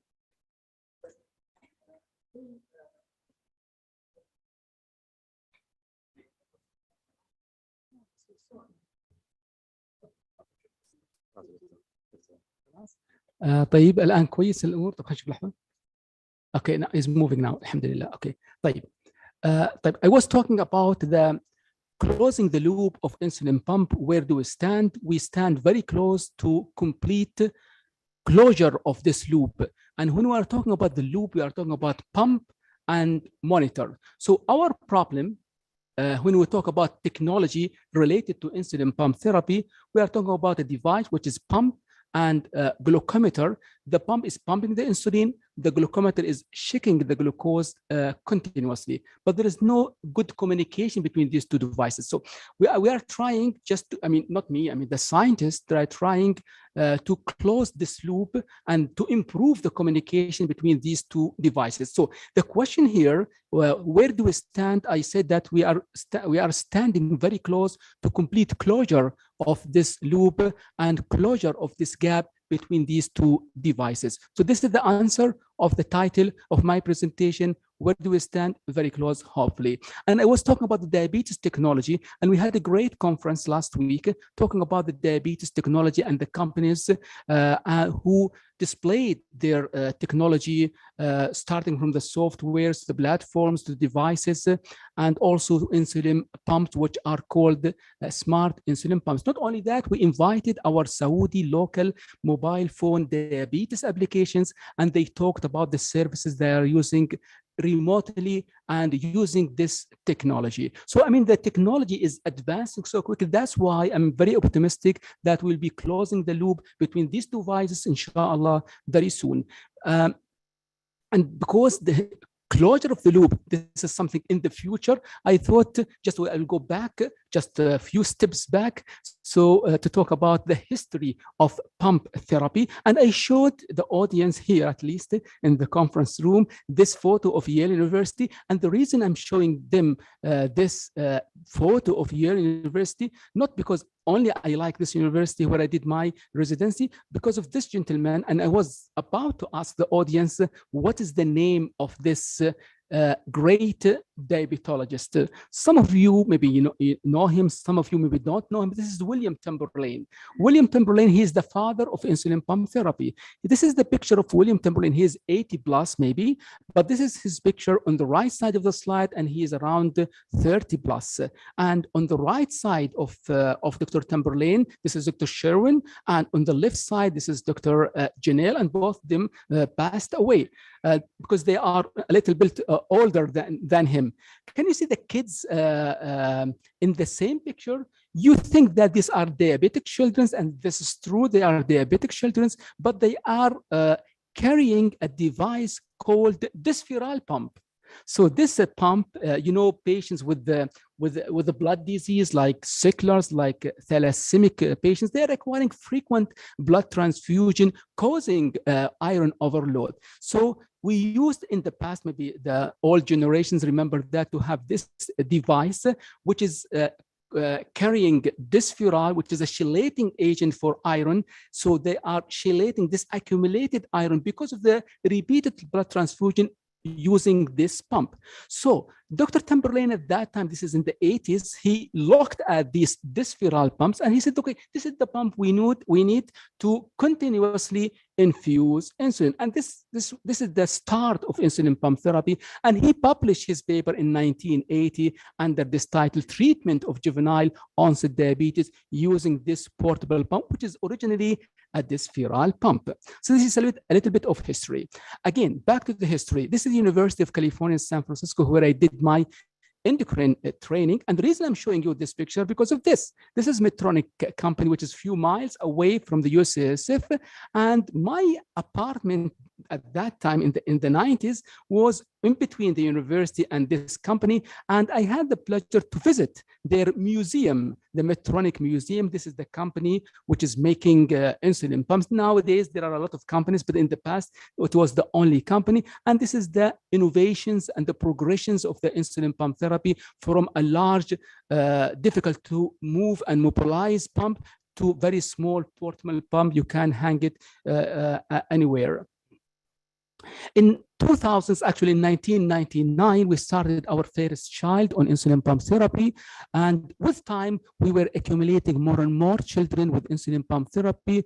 We were happy at that time in 2008 because we were counting the number of children on pump therapy. Then we stopped counting because there are a huge number of children using insulin pump therapy. It was new for the people 20 or 21 years ago, the philosophy of pump therapy. therapy. There are few adults at that time in the 90s using pump therapy. I still remember Dr. Khalid Rabi'an. He has an experience with pump therapy with adults, but I'm talking about 2 decades from now, the number of pumper or the people who are using pump therapy was very limited. And I still remember I spent the whole night in 1999 or in 2000 with the kid, which I placed him on pump therapy.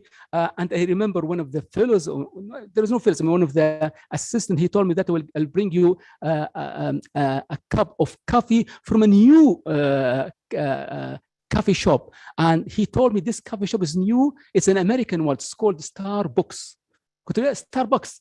And it was this till now. I remember the date of opening Starbucks cafes in Saudi Arabia. It was in year 2000, which is 20 years from now. Anyway, we drank al-haqiqa coffee and we spent the whole night trying to adjust the insulin for that kid, because at that time we didn't have Novorapid. We have only the regular insulin, which is good. It's a short-acting insulin, but it's not as good as the Novorapid. Anyway, this is a little bit of history, and we published several papers. We were happy that to show the people that pumps are working for our Saudi kids, not for the international people only. And our kids were satisfied with this modality of intensive insulin therapy, and they were happy also. During Ramadan fasting, we don't encourage adolescents or children to fast Ramadan, but you know, if they are on MDI or if they are on insulin injections and they developed hypos, the only thing to save them is to break their fast and to eat or to drink. But with pump, they can suspend the pump, they can lower the basal rate, so they can continue their fasting till al-Maghrib or dawn. Okay.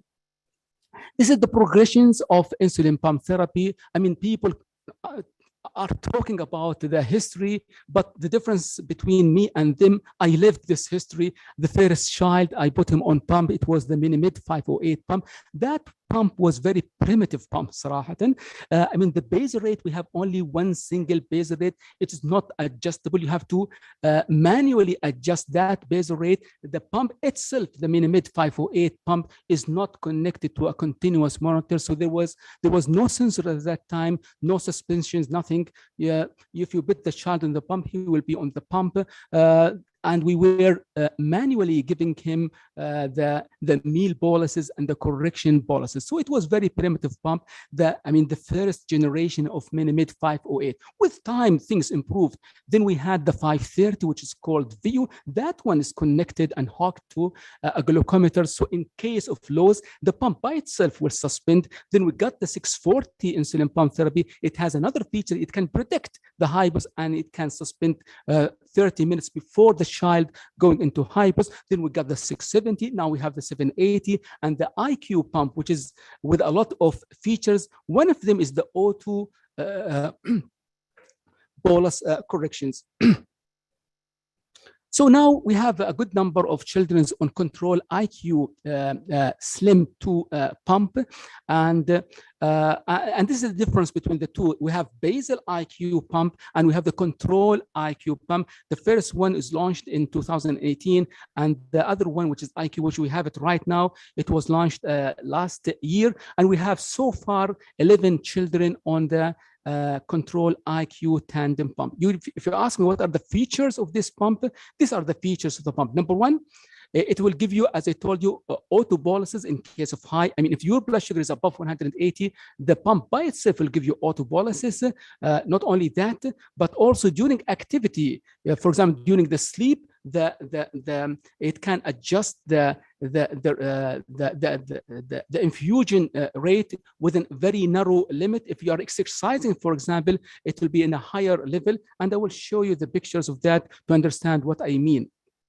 So basically, this automated, let me call it artificial pump, it will deliver insulin to keep your blood sugar between 112 to 160.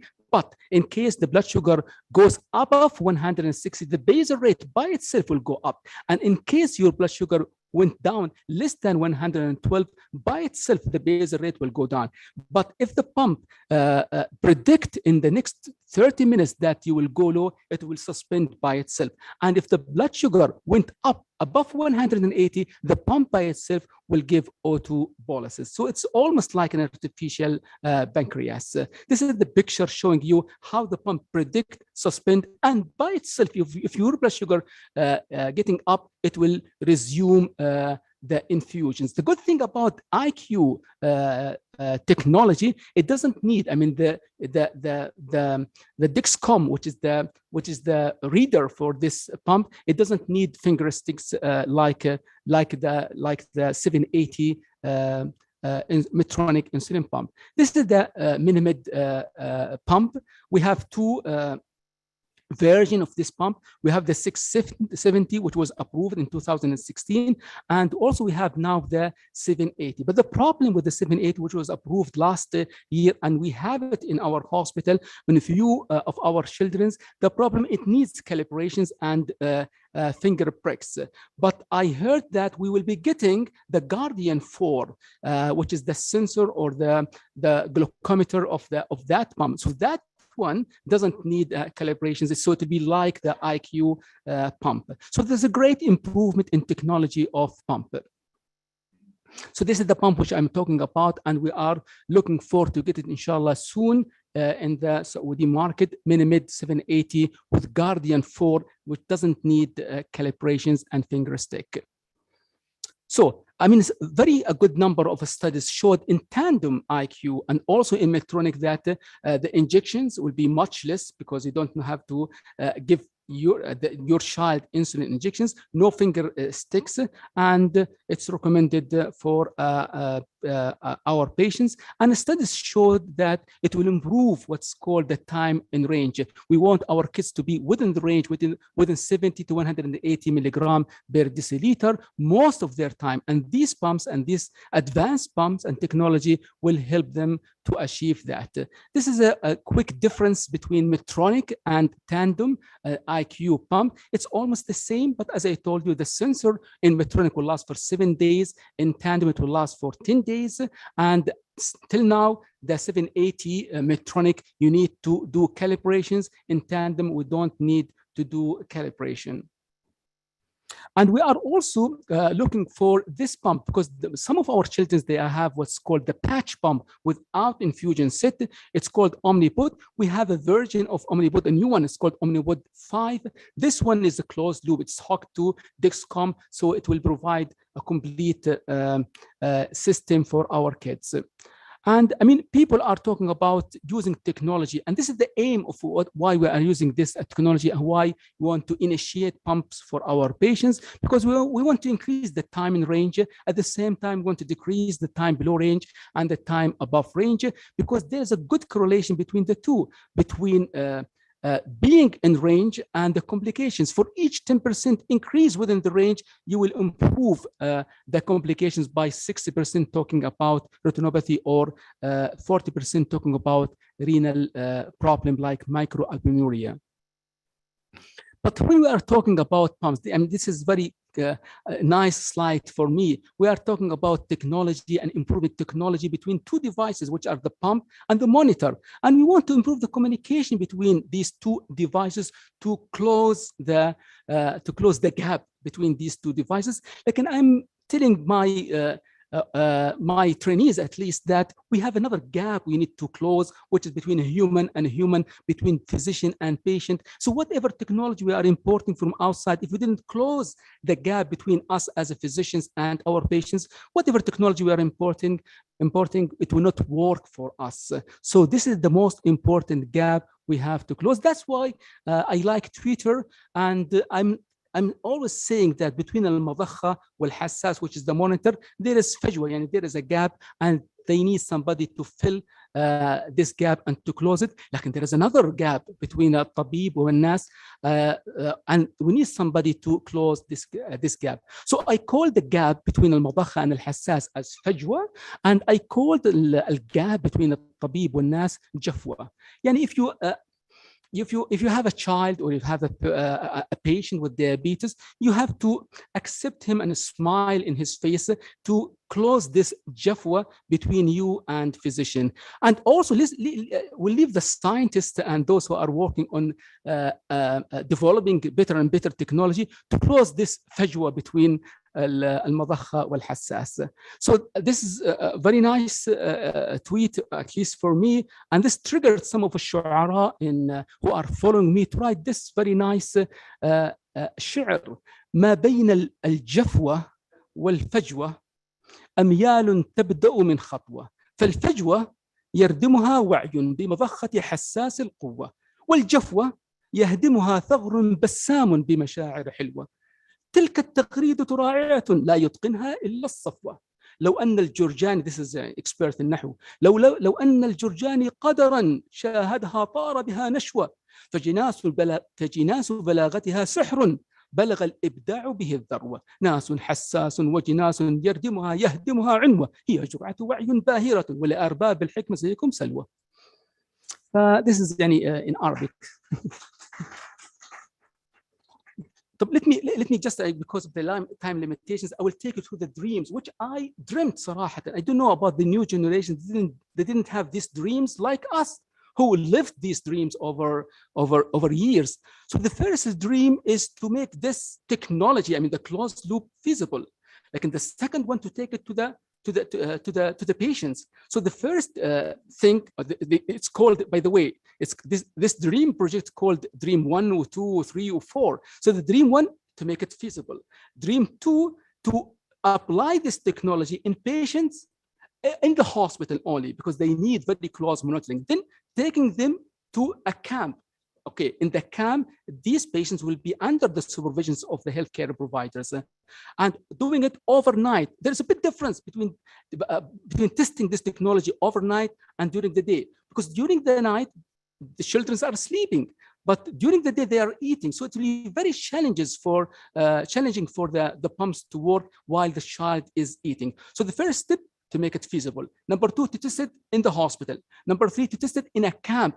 Number 4, to test it overnight. And number 5, to test it during the day and during the night outside while the child is playing and doing his daily activities. And there are a large number of papers talked about that. For example, this one, the glucose outcome in home use of hybrid, they call it hybrid closed loop insulin delivery in children and adolescents, and showed this technology. At that time, they were using the 670 millimid Medtronic. They showed that using this technology or using this pump would improve the time in range from 60 to 76 and from 60 to 73 in adults. So there is improvement towards the time in range, and this is our target. Another paper here as well, but this one in the camp. They take this technology to the children in the camp, and they found the same thing.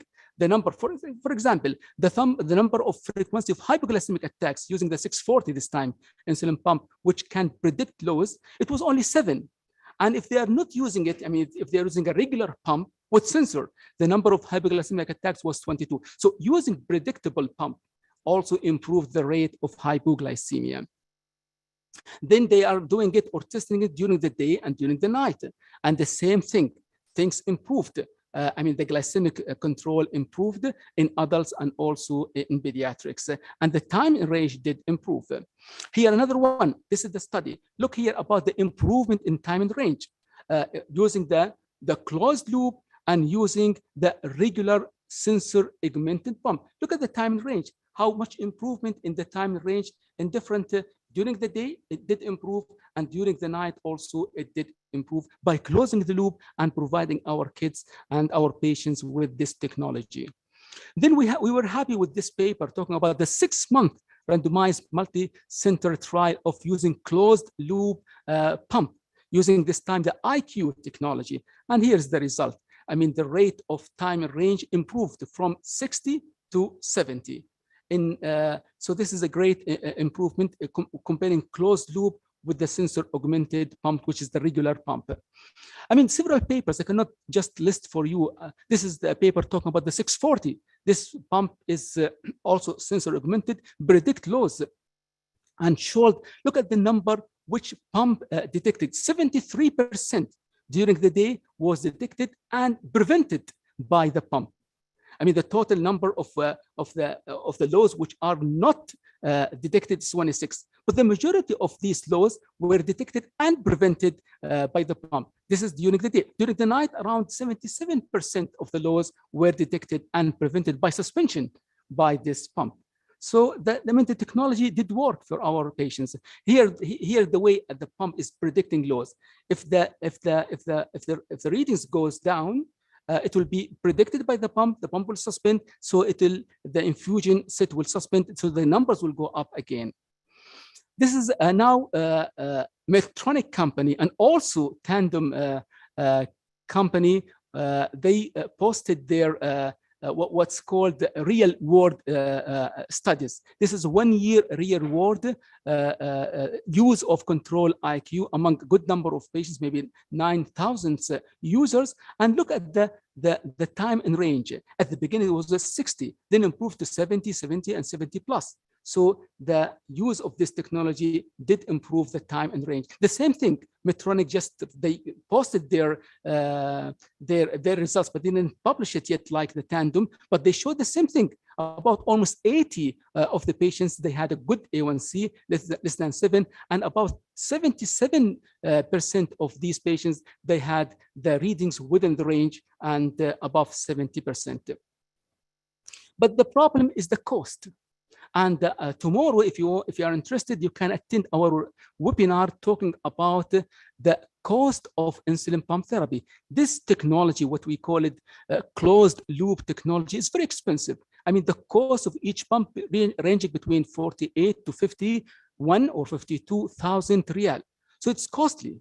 So this pushed some of our kids, even in Saudi Arabia. We have more than 150 children and even adults using what is called homemade insulin pump. This was called do-it-yourself, even internationally, which is the DIY. DIY, I mean, this philosophy and this idea was brought up actually by the engineers of Medtronic company in Stanford, and those who are working for Medtronics and those who are working for Tandem, they said, okay, this is very expensive technology and a lot of people cannot afford buying it. So they made their own, I mean, the engineers, they made their own applications. And there are different applications, by the way. You can download it free of charge from the internet, like Loop, like OpenABS, like Android ABS. I mean, several applications. And you can do the setting yourself. You can get an old pump, and you can decode that pump, and you can get the continuous glucose monitor. And using this application, which you can download unofficially, not through the Apple, because it has to be some hacking things, and you can download the applications, and you can do yourself the communication between these two devices, the pump and the glucometer. This is what's called do-it-yourself or DIY, and maybe tomorrow you will hear more about this. And under this title, you can get all formations. We are not waiting. I mean, the people that are saying we are not waiting for the technology to be completely closed. We are not waiting for the technology for the price to go down. We have to do it ourselves. And I discovered that we have a good number of Saudis using this technology. Now, it's number one. Number two, I mean, their endocrinologists or their diabetologists, they're not accepting them. They say, okay, you are doing it yourself. You have to take care of yourself. And this is wrong. And that's why we'll be talking about this. So what we did, we sent, I will show you the webinar. This one, okay, this is the webinar for tomorrow under this title, Do It Yourself. I invited my colleagues, Dr. Nermeen Al-Bishrawi, Dr. Mohammed Al-Sufyani, Dr. Unaizah Al-Zaman, and everyone will talk about DIY from his view as well. Mohammed Al-Sufyani will talk about the scientific basis of this. Dr. Unaizah Al-Zaman, who will be talking about the position statement of some of the organizations, our organizations toward this technology, and Dr. Nermeen Al-Bishrawi, she will give us a historical background about this technology, and we invited some of the users of this technology and some of the distributors of this technology under fake names, because they are what you call it, warned by the by the pumps manufacturing company. This is not legal. So we want to just ask them and find. So we invited all the users of this technology, and we are planning to publish a paper about this technology, which is an illegal technology, to see if they are in range. If they are not in range, what are the obstacles? What are the challenges they are doing? But this is a picture of the homemade looping of this pump. Because of the time limitation, I would like just to, number one, to thank you for these invitations, and just to remind the audience, they know very well that we are celebrating these days, not only the Diabetes Day, but we are celebrating 100 years of insulin discovery. You know this guy? This is Frederick.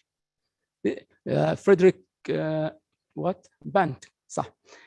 We have BEST and Banting, but we don't know what's the first name of these two scientists who isolated and purified insulin 100 years ago.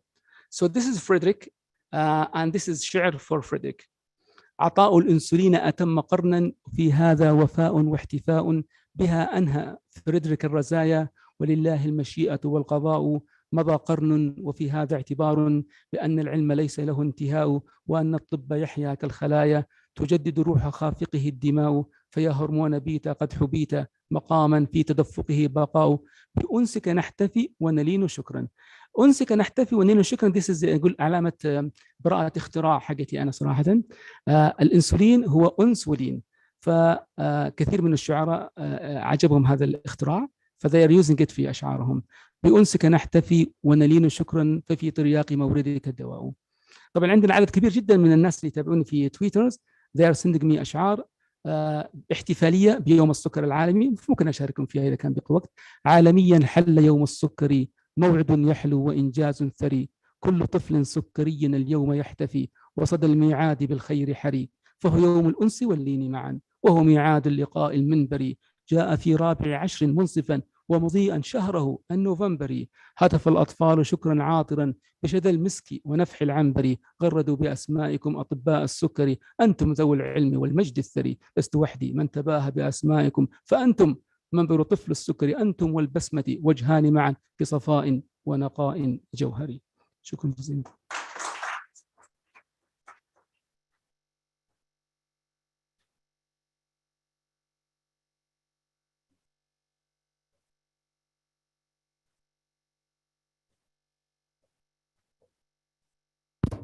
شكرا جزيلا دكتور بسام، أتحفتنا يعني علما وطبا وشعرا، الله يجزاك خير.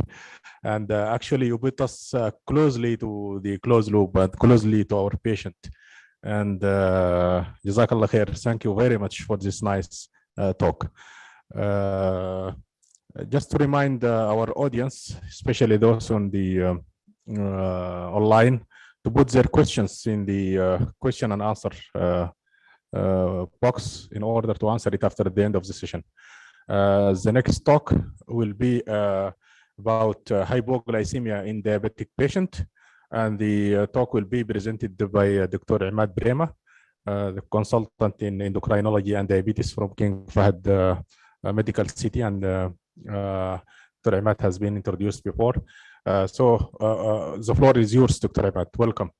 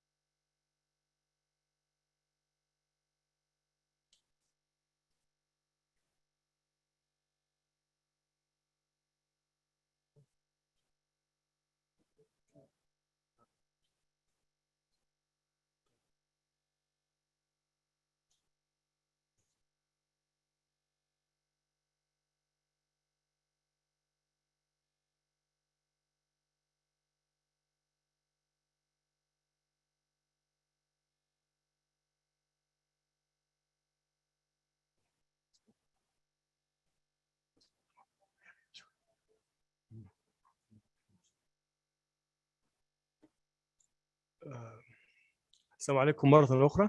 I'd like to thank Dr. Zaki for the kind introduction. And I'd really like to thank Prof. Bassam for a really fascinating and really very inspiring talk. And I think historically from the University of Khartoum in Sudan, there was basically a very strong relationship between those who study medicine and poem or شعر.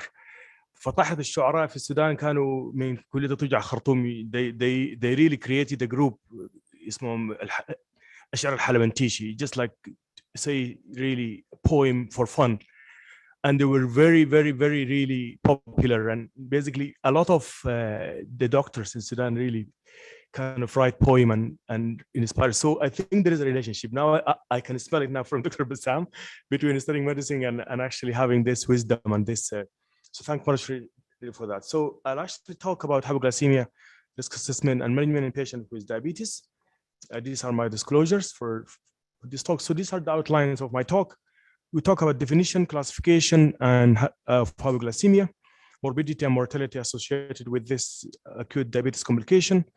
And then we can look at the magnitude of the problem, how big is it?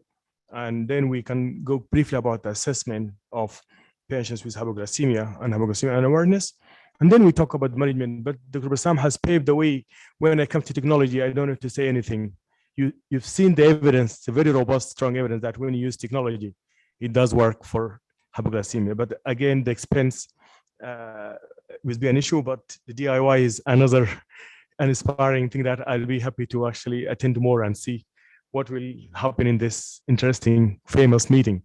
So regarding the definition of hypoglycemia, it's basically, I'm quoting the Canadian guidelines. They're really very, brief and up to the point when they define hypoglycemia. Of course, it's defined by other guidelines.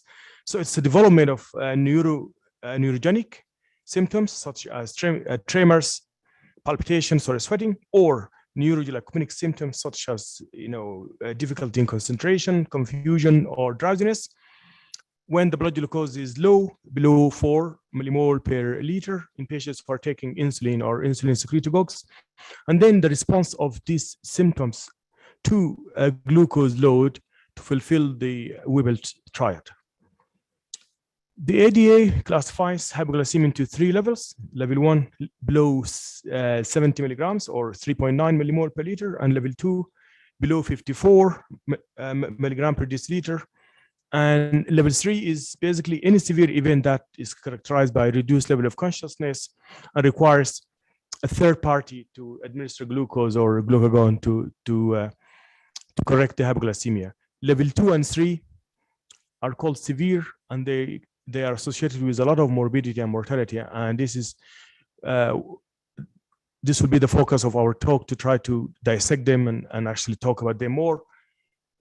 So hypoglycemia really has been a problem and a burden from the UK PDS as well as the DCCT trials. It was a limiting factor in attaining good glycemic control. So the lower the A1C, the higher the risk of hypoglycemia. And even for patients, it has been associated in different studies with really a lot of fear and a lot of aggressive decisions to reduce their insulins in response to even one event of hypoglycemia. And it has been associated with increased mortality. This is a study here which looked at more than 1,000 patients with type 1 and insulin-treated type 2 diabetes. It was actually self-reported in this study, and it was around 61 of the patients reported this over a 12 months period. For severe hypoglycemia, the reporting was around 7.6%. And when they report severe hypoglycemia, and these patients were followed up, and they had increased risk of mortality by 3.4-fold when they report severe hypoglycemia compared to those who did not report hypoglycemia or reported mild hypoglycemia. So it is associated with increased mortality. Now, regarding type 1 diabetes, it has been shown actually in a study that the risk of death is 8% for those who are under 56 years of age. And the mechanism for this is quite complex, but has been basically dissected, and it included cardiac arrhythmias, activation of both the coagulation system as well as inflammation, and also endothelial dysfunction.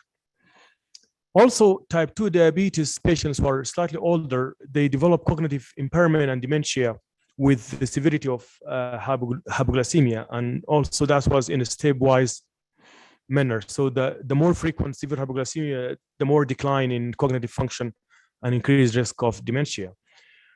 How about pediatrics and adolescents? Well, this study here also showed the same thing, that pediatrics and adolescents are at increased risk of neurocognitive effects, such as they have smaller brain volumes and they have lower overall cognitive function, as well as basically decreased memory. And this is worse if the hypoglycemia started earlier and it was very recurrent.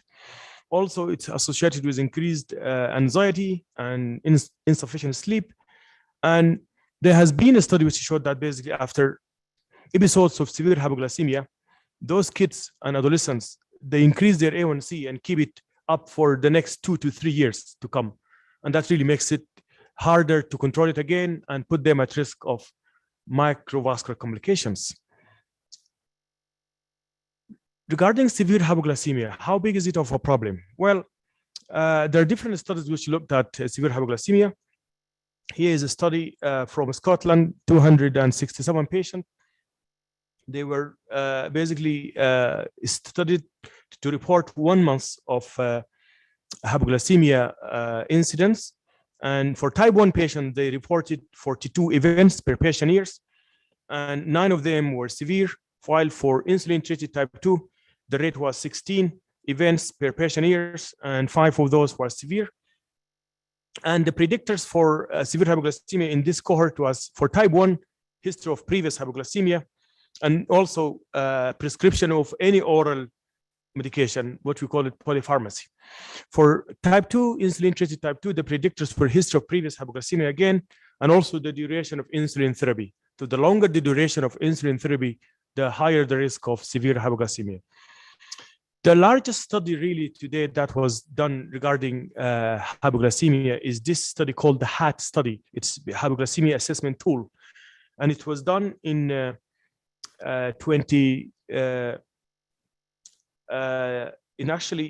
on over 27,000 patients of diabetes. It was 6 months duration and of retrospective and 1 month of prospective. Dr. Saeed Al-Sifri is actually the second author of this study. So Saudi Arabia was included in this large study, which included North America, Europe, Canada, Southeast Asia, so all over the world. And here is the reporting of severe hypoglycemia. The blue is type 1 and the gray is type 2. And this is severe hypoglycemia reporting in terms of incidence, events per patient. And it is around 2.1 events per patient's years. This is the retrospective data, but when you look at the prospective data, that the prospective reporting, it will actually higher and more than double, which is around 5 events per patient years.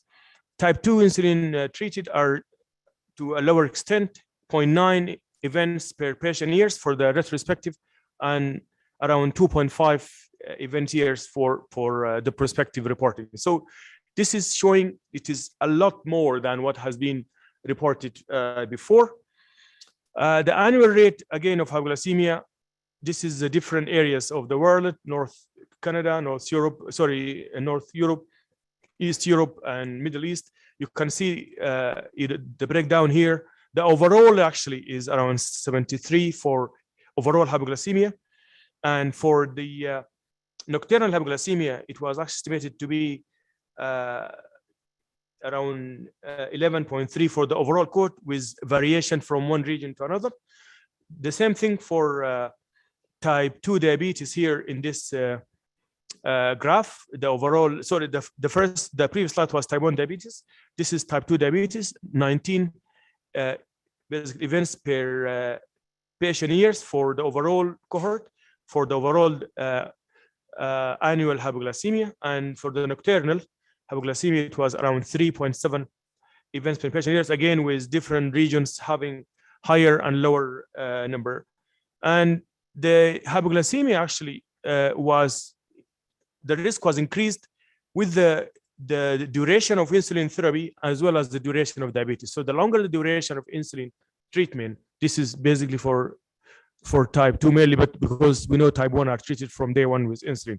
But also the duration of diabetes, the longer, the higher the risk of hypoglycemia. For the reporting of hypoglycemia regarding A1C, it was actually interesting that when you looked at the cutoff value of A1C below 7 or above 7%, it didn't really make a big difference here in this study. That because we used to historically know that when you go down with the A1C, you increase the risk. In this study, it did not show that really as a big problem. When we look at the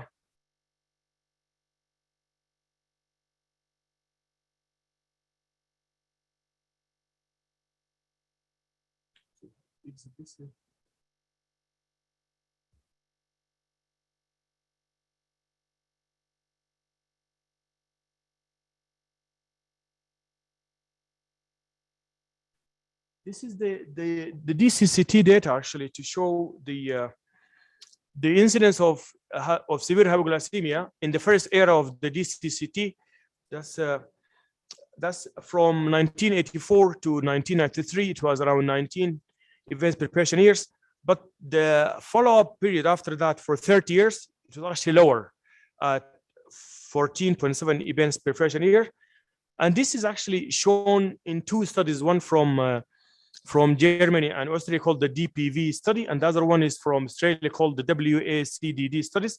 So these studies looked at the data, which you looked at the A1, the severe hypoglycemia rate here on the y-axis, and the A1C categories below 7, between 7 and 8, and more than 8.5. And you can see here and appreciate that these are really almost looking the same from the SUIT studies, which prove the point that I mentioned early on, that with the new insulins, that like the insulin analogs and the new devices, CGMs and insulin pumps, severe hypoglycemia was lower for less insulin achieved target, which is really what the technology is actually adding to the risk of hypoglycemia here. Severe hypoglycemia again was basically more common in younger age, at night, and with impaired awareness. And it was less common with more frequent use of glucose monitoring, insulin pumps, sensors, and hybrid closed loop systems, as Dr. Bassam elegantly showed that. For the ADA, regarding the assessment of severe hypoglycemia or hypoglycemia risk in general, they gave this nice table which gives you the factors that we should look at the clinic visit and actually try to cover these areas, which put patients at risk of hypoglycemia. These are the use of insulin or insulin secretagogues, impaired kidney and liver function, longer duration of diabetes, frailty and older age, cognitive impairment, impaired regulation of response to hypoglycemia, and also hypoglycemia unawareness. And polypharmacy. This is really important. Even agents like ACE inhibitors or ARBs or beta blockers, they can actually increase the risk of severe hypoglycemia. So unless really indicated, which of course they're indicated in hypertensive diabetics, but this is really the point. Try not to really prescribe any oral medication that are not needed. Some give vitamin supplements, neurobiones, all these, a lot of. So these oral agents, as I've seen, as I've shown you from the previous, any adding oral agents can actually make the patient confused and basically can make them at risk of hypoglycemia. Assessment tools in a busy clinic, there are quick questionnaires like the GOLD and Clark, which are really very simple tools to assess, the risk of hypoglycemia and awareness. And there are other more complex tools that can be used for inpatients. And for the GOLD score, it's very simple question. Do you know when your hypos are coming or are starting? And the answer for this is graded into 1 to 7. 1 is yes, always I feel the symptoms when the hypoglycemia develops. And 7, never aware of hypoglycemia. A score of 4 or more would actually define hypoglycemia unawareness. And if that's been diagnosed, it increases the risk of severe hypoglycemia by 3 to 6 times. So this is really a simple tool that you can use in the clinic to assess the risk of hypoglycemia unawareness and work it from there. But of course, with the use of technology, we can look at hypoglycemia risk and assess more quickly. This is a CGM to show the the unseen area of the SMBG that's actually not seen by the SMBG. So we know the unmet needs of treatment of diabetes is reduction of A1C with basically reduction of the risk of hypoglycemia and also reduction in glucose variability. I will skip basically all the technology because Dr. Bassam has spoken about it. So the time in range and using time in range in patients with type 1 diabetes and insulin type 2 diabetes will definitely be a very good area to actually to address the risk of hypoglycemia. So regarding the management, of course, there is a very straightforward rule of 15 grams, 15 minutes, reassess the response to 15 grams of carbs. If the patient has responded well, then you continue basically with a meal that has mixed or a complex starch, and that would actually prevent the recurrence of hypoglycemia. And if the patient is still hypo, then you can basically repeat the 15 grams again in 15-minute cycle, which is very simple. I'll skip this area. There's a protocol, again, written and published with the guidelines, which gives you basically the same 15 rule and examples of how to address hypoglycemia. Now, I will skip this area. There are also the role of structural education using different programs in improving the risk of severe hypoglycemia. And these are structural programs such as the DTTP or the hypocompas. These are all well-studied structural programs which has been shown to help. The technology, as we said early on, beyond doubt, the use of CGM and insulin pumps and closed-loop systems, it goes without saying that's a very important tool if you have access to that to reduce the risk of hypoglycemia. Now, I will skip basically the glucagon slides, but I want to mention one thing. The injectable glucagon is very cumbersome. It has been shown that usually it is not used by the caregivers because it is very complex. Now we have nasal glucagon, which is approved, very simple. It has been shown from clinical trials to be as effective as the injectable one. So really, we hope we can get this here soon and having it in all our centers. So with this, actually, I will just bring you to my conclusions. Hypoglycemia is a very frequent and serious complication of diabetes associated with increased morbidity, mortality, anxiety, and cognitive decline. Despite the significant technological advances in insulin therapy over the last 20 years, we still see hypoglycemia as a major burden in actually achieving better glycemic control. And the proper risk assessment of hypoglycemia as well as hypoglycemia awareness is really important, as shown you from the presentation. Technology is definitely beyond doubt indicated if you have access to it, CGMs and insulin pumps. And there is reasonable evidence that both randomized controlled trials and observational studies show that structured diabetes education can work actually to reduce the risk of severe hypoglycemia. Glucagon should be prescribed. Don't forget it in your clinic for all your patients and educating them how to use it. And the newer second generation forms of glucagon are effective and recover hypoglycemia in a timely manner. I will finish with this. I'm sorry to go over the time a little bit, and thank you very much for your attention.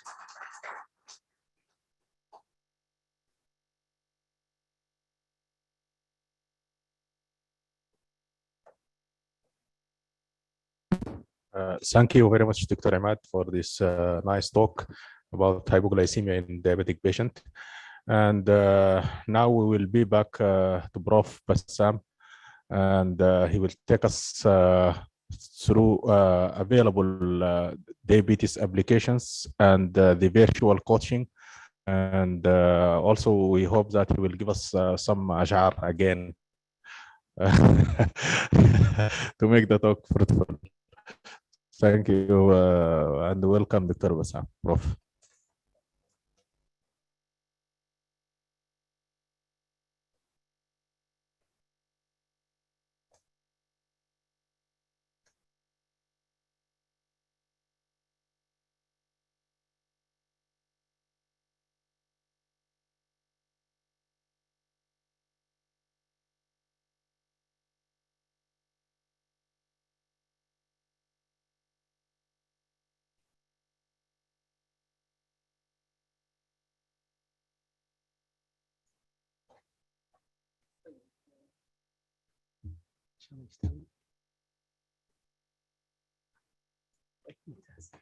طيب بسم الله الرحمن الرحيم. Actually, my second talk is a continuation of my first talk. Do you remember during my first talk we were talking about what?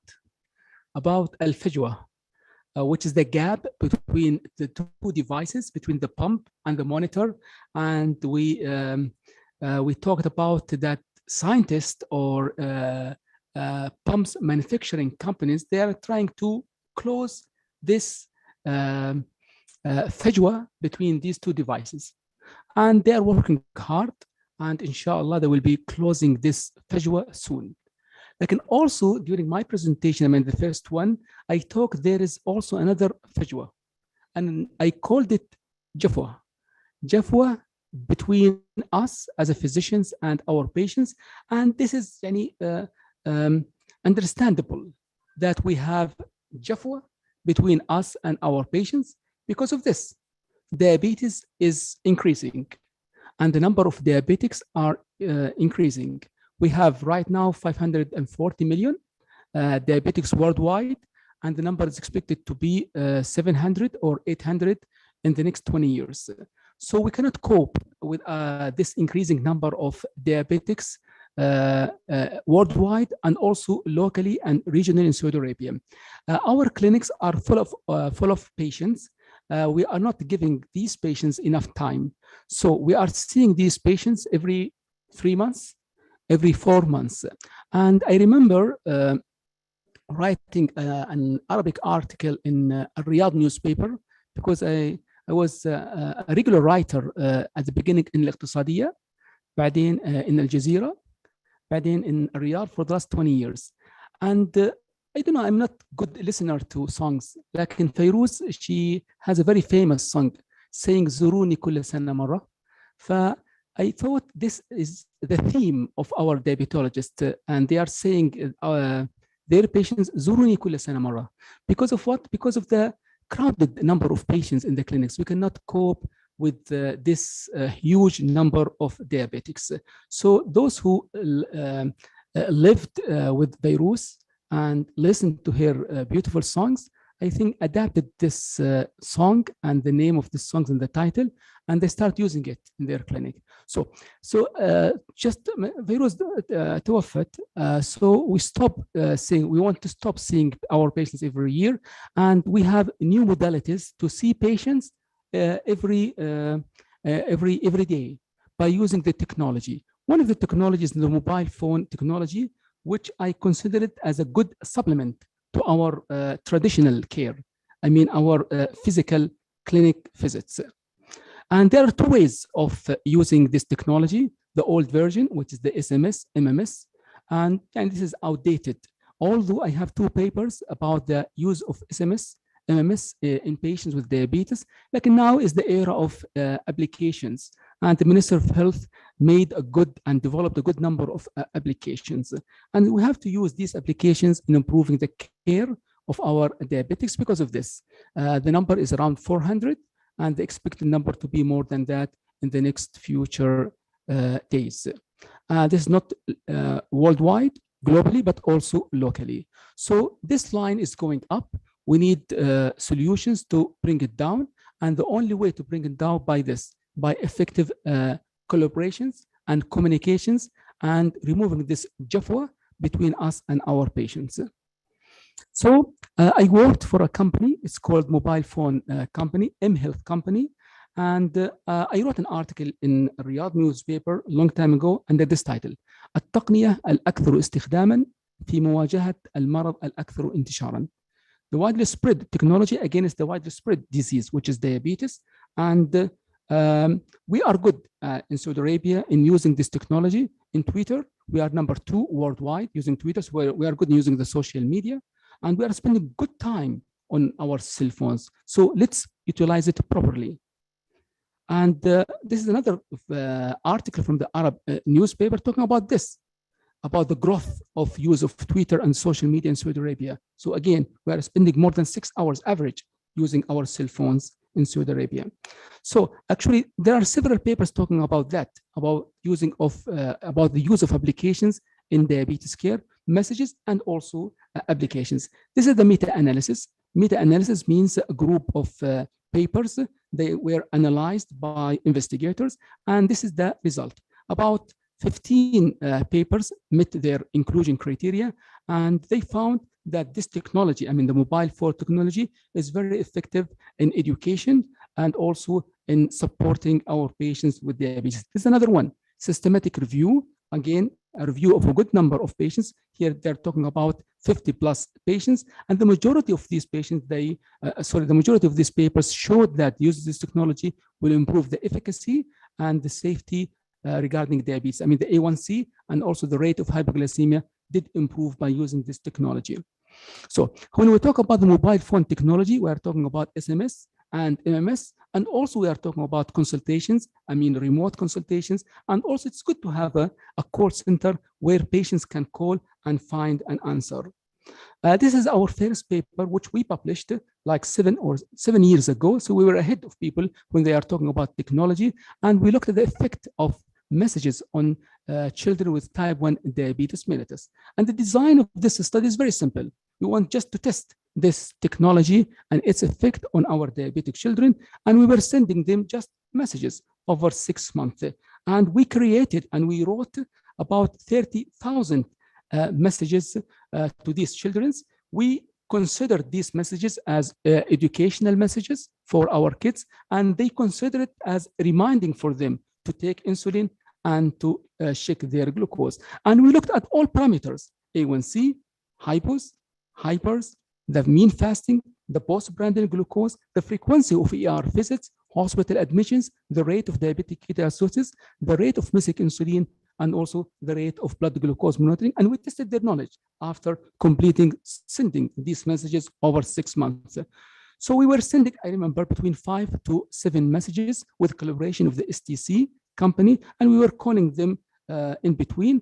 And this is the content of the educational messages about everything. We talked about everything: diabetes knowledge, diabetes symptoms, signs, symptoms, everything were in these messages.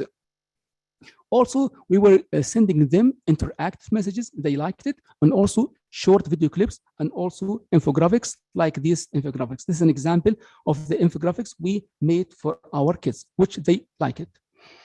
So there was a great improvement in safety, I mean in hypos and hyperglycemic attacks. There was a great improvement in efficacy, I mean A1C and fasting and postprandial, and there was great improvement in compliance with insulin injections and blood glucose monitoring and knowledge.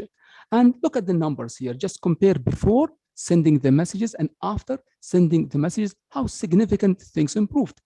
This is not a medication, it's just messages. It just tells you that our kids and also our adults starving for what? For communication, starving to remove this jafwa or fajwa. Just smile and communicate with them, they will like it. So all things improved: the fasting, the postprandial, the frequency of blood glucose monitoring, the A1C, the ER visits, everything improved by just communicating with your kids. So we concluded that this technology, the mobile phone technology, act as a means between our physical clinical visits and will improve the adherence to our diabetes therapy.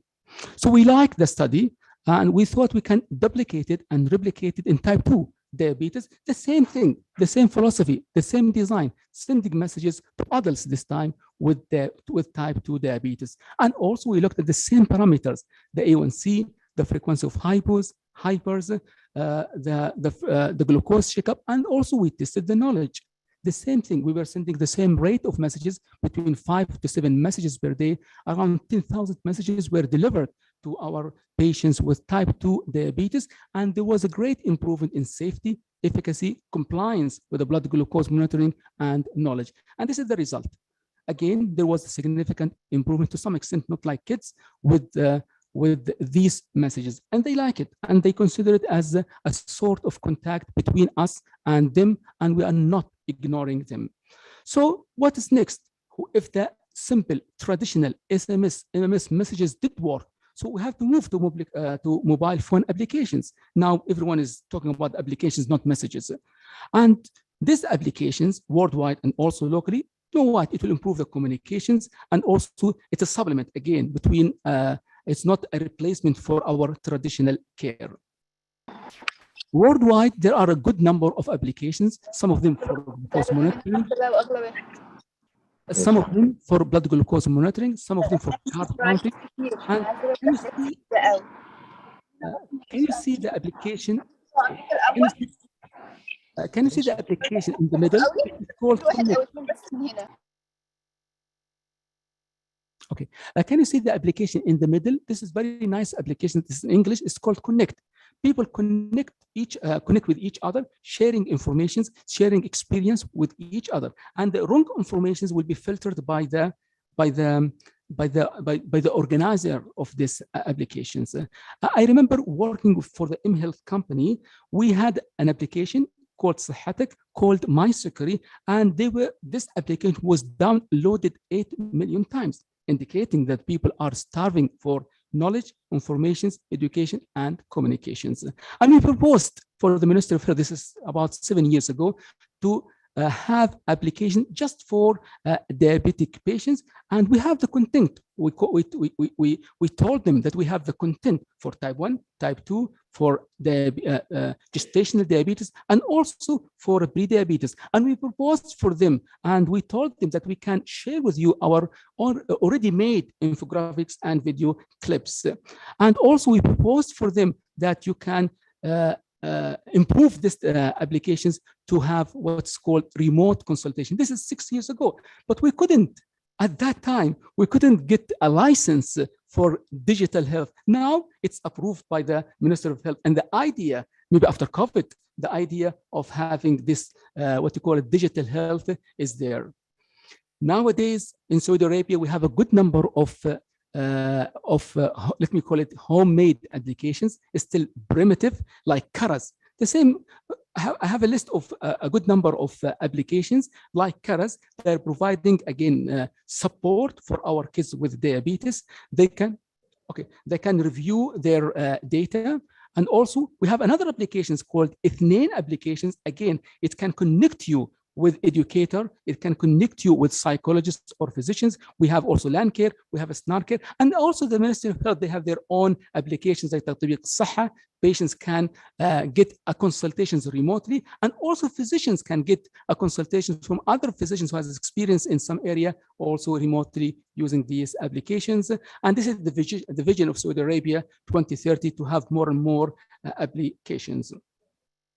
Not only that, I mean, things are beyond telemedicine nowadays. And look at the journals in US, they are talking about the benefit of the pandemic by expanding this telemedicine and telecommunications. And look at the funding towards the digital health companies, and look at the movement from the traditional care towards the virtual care, the video care, the phone care as well. Look here, complete replacement for our traditional in-office visits towards video and phone cares. Look at the funding, how much the governments are funding this digital health care. And we had the pleasure, me and Dr. Sufyani, to write an article about the telemedicine and telecare in Saudi Arabia.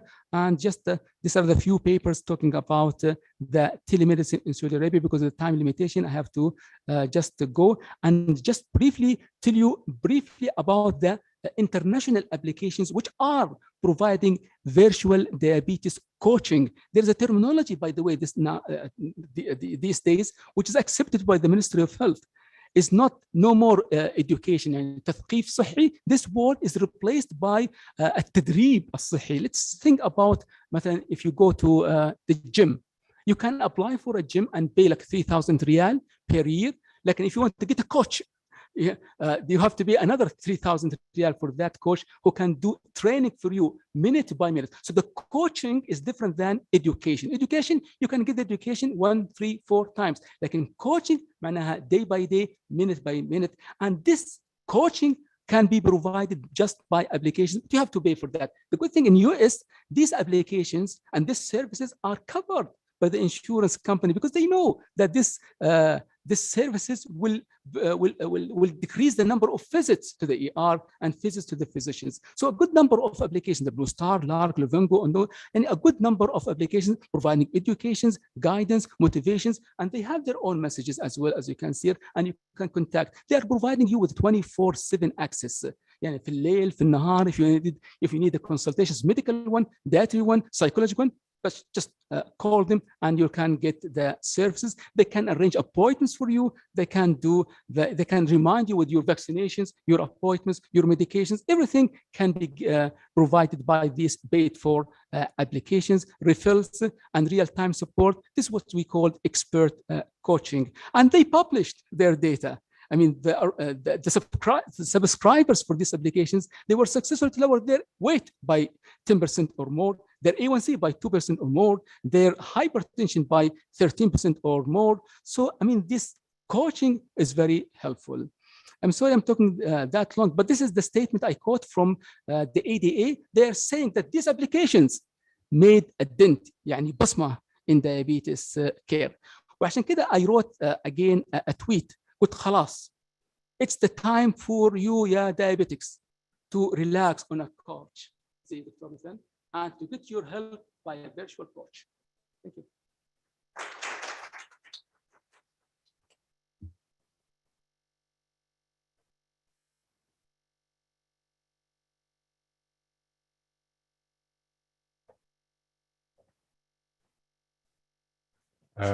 Thank you again, Prof. Bassam, for this nice talk. And I think it is high time to use technology in management of diabetes. And virtual clinics are started now by Ministry of Health. Yeah, we are doing virtual clinics now. Maybe this, inshallah, it will be extended and benefit will be for all. So our last talk today will be management of dyslipidemia in diabetic patient. And this lecture will be presented by Dr. Unaizah. Dr. Raid is the consultant endocrinologist in Division of Endocrinology, Department of Medicine, King Abdulaziz Medical City National Guard in Riyadh. Dr. Raid is the head of Endocrinology Division and Diabetes Center, Department of Medicine, King Abdulaziz Medical City National Guard in Riyadh.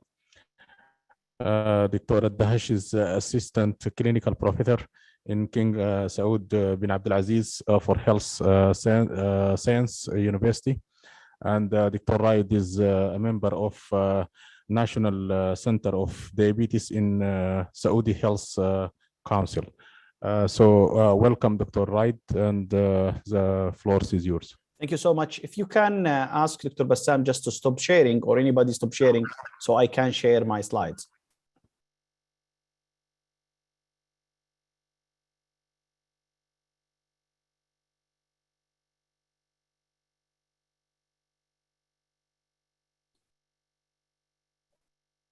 Thank you so much, Doctor, for your nice introduction.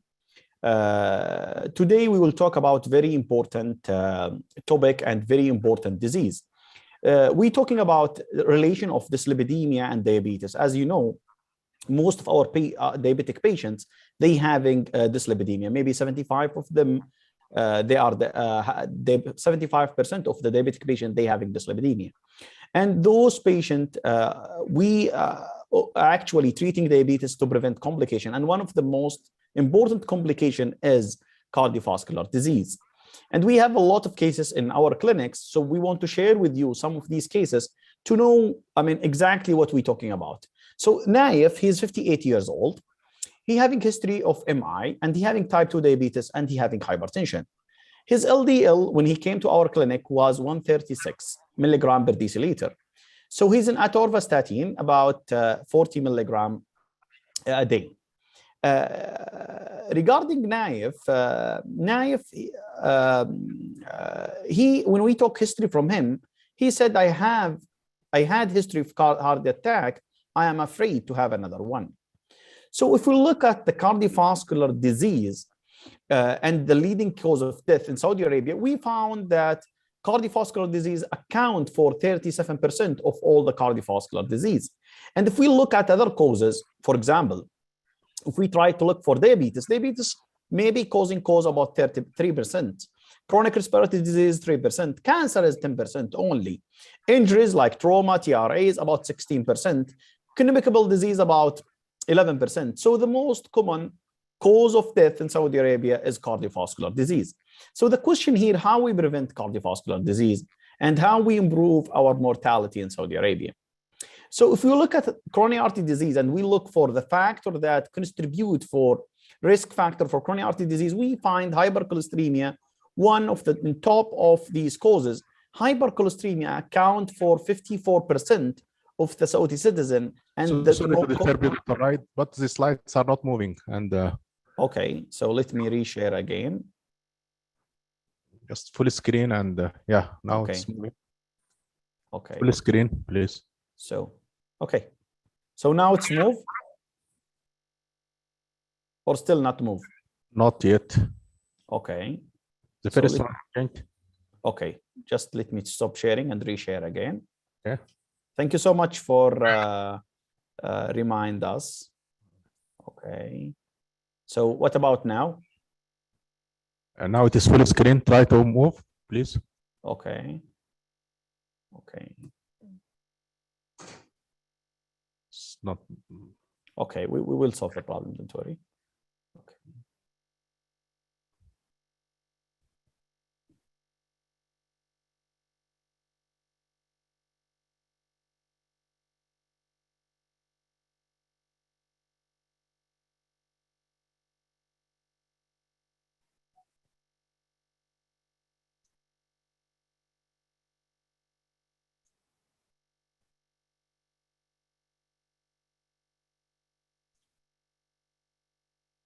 Can make share again.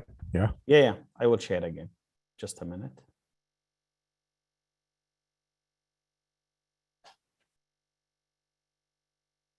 Okay, great. So what about now?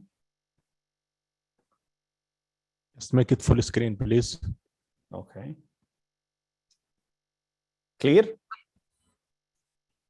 Actually, not yet, unfortunately. Now it's moved? Unfortunately, no. Okay.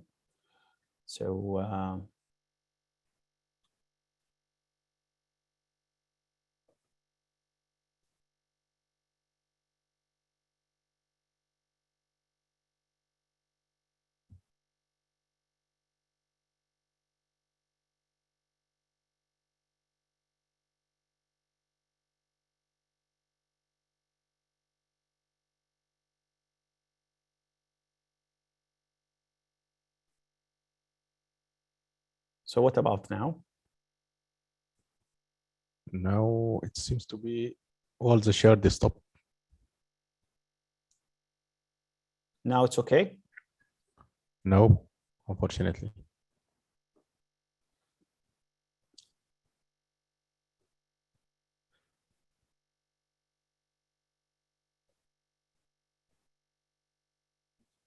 It's okay. It's sharing. Yeah. It's clear now? Just move.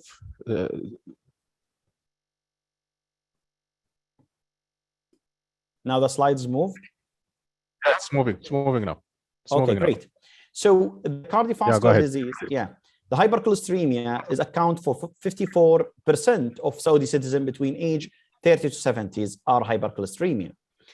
Then after that, there is another causes like diabetes, hypertension, smoking, hypertriglyceridemia, and obesity. But the top factor for coronary artery disease is hypercholesteremia. If we look for the GCC countries, and we try to compare the GCC countries with all the world, we find that the GCC country having cardiovascular disease earlier than other countries, about 10 years. For example, in Gulf, we having the mean is 58 years. But if you look for Australian, 68, if we look for US, 68, if we look for Denmark, for example, 73. So we having ACS, ACS patients in Gulf, they are having this problem younger than the developed country. So what's the role of LDL in cardiovascular disease? So as you know, the atherosclerosis, when it came to the people, it's starting gradually. So they started by foam cell. Then after that, they having fatty streak. Then after that, they having intermediate lesion. Then after that, atheroma. Then after that, the plaque. Then the complication and ruptures. Then after that, the cardiovascular disease or MI came to be with the time there. If we look at after the first MI or first stroke, the risk for another event within 4 years, 1 out of 3. So the risk of another event is very high when you have one. So the second one and third one is very high. If we look at the all cause or risk factor for cardiovascular disease or MI per se, we find many causes like smoking, lack of exercise, alcohol, hypertension, diabetes, obesity, and psychosocial problems. But we find the hyperlipidemia is the most common cause or most common risk factors for acute MI. So if we decrease LDL, if we're having patient is not controlled, if we're decreasing LDL by 40 milligram or 1 millimole per deciliter, is this will be, effective for our patient? The answer for this is yes. If we're decreasing only 1% in LDL, it will decrease the cardiovascular event about 20 to 25%, which is very huge to our patients. So if we're talking about unmet need in LDL cholesterol lowering, we found in Saudi Arabia about 67% of the patient receiving lipid-lowering drugs for secondary prevention are not controlled. So, and we are not only in Saudi Arabia having this, it's worldwide problem, but we having this problem as a part of the world. So if we're talking about one of the important PCSK9 inhibitors, and though these PCSK9 inhibitors that inhibiting the PCSK9, it's calling Repatha. So this molecule actually try to block the PCSK9 from binding to LDL receptors. Then after that, it will allow the LDL receptor to recycle again. So it will prevent the degradation of the LDL receptors. If we look at for ezetimibe, as you know, ezetimibe, it will decrease intestinal cholesterol absorption. So it will enhance the statin mode of actions. At the same way, the PCSK9 inhibitors, after recycling the LDL receptors, it also will enhance the statin to decreasing the LDL in the blood. So if we're talking about Repatha, one of the most important studies talking about Repatha is a 4-year study.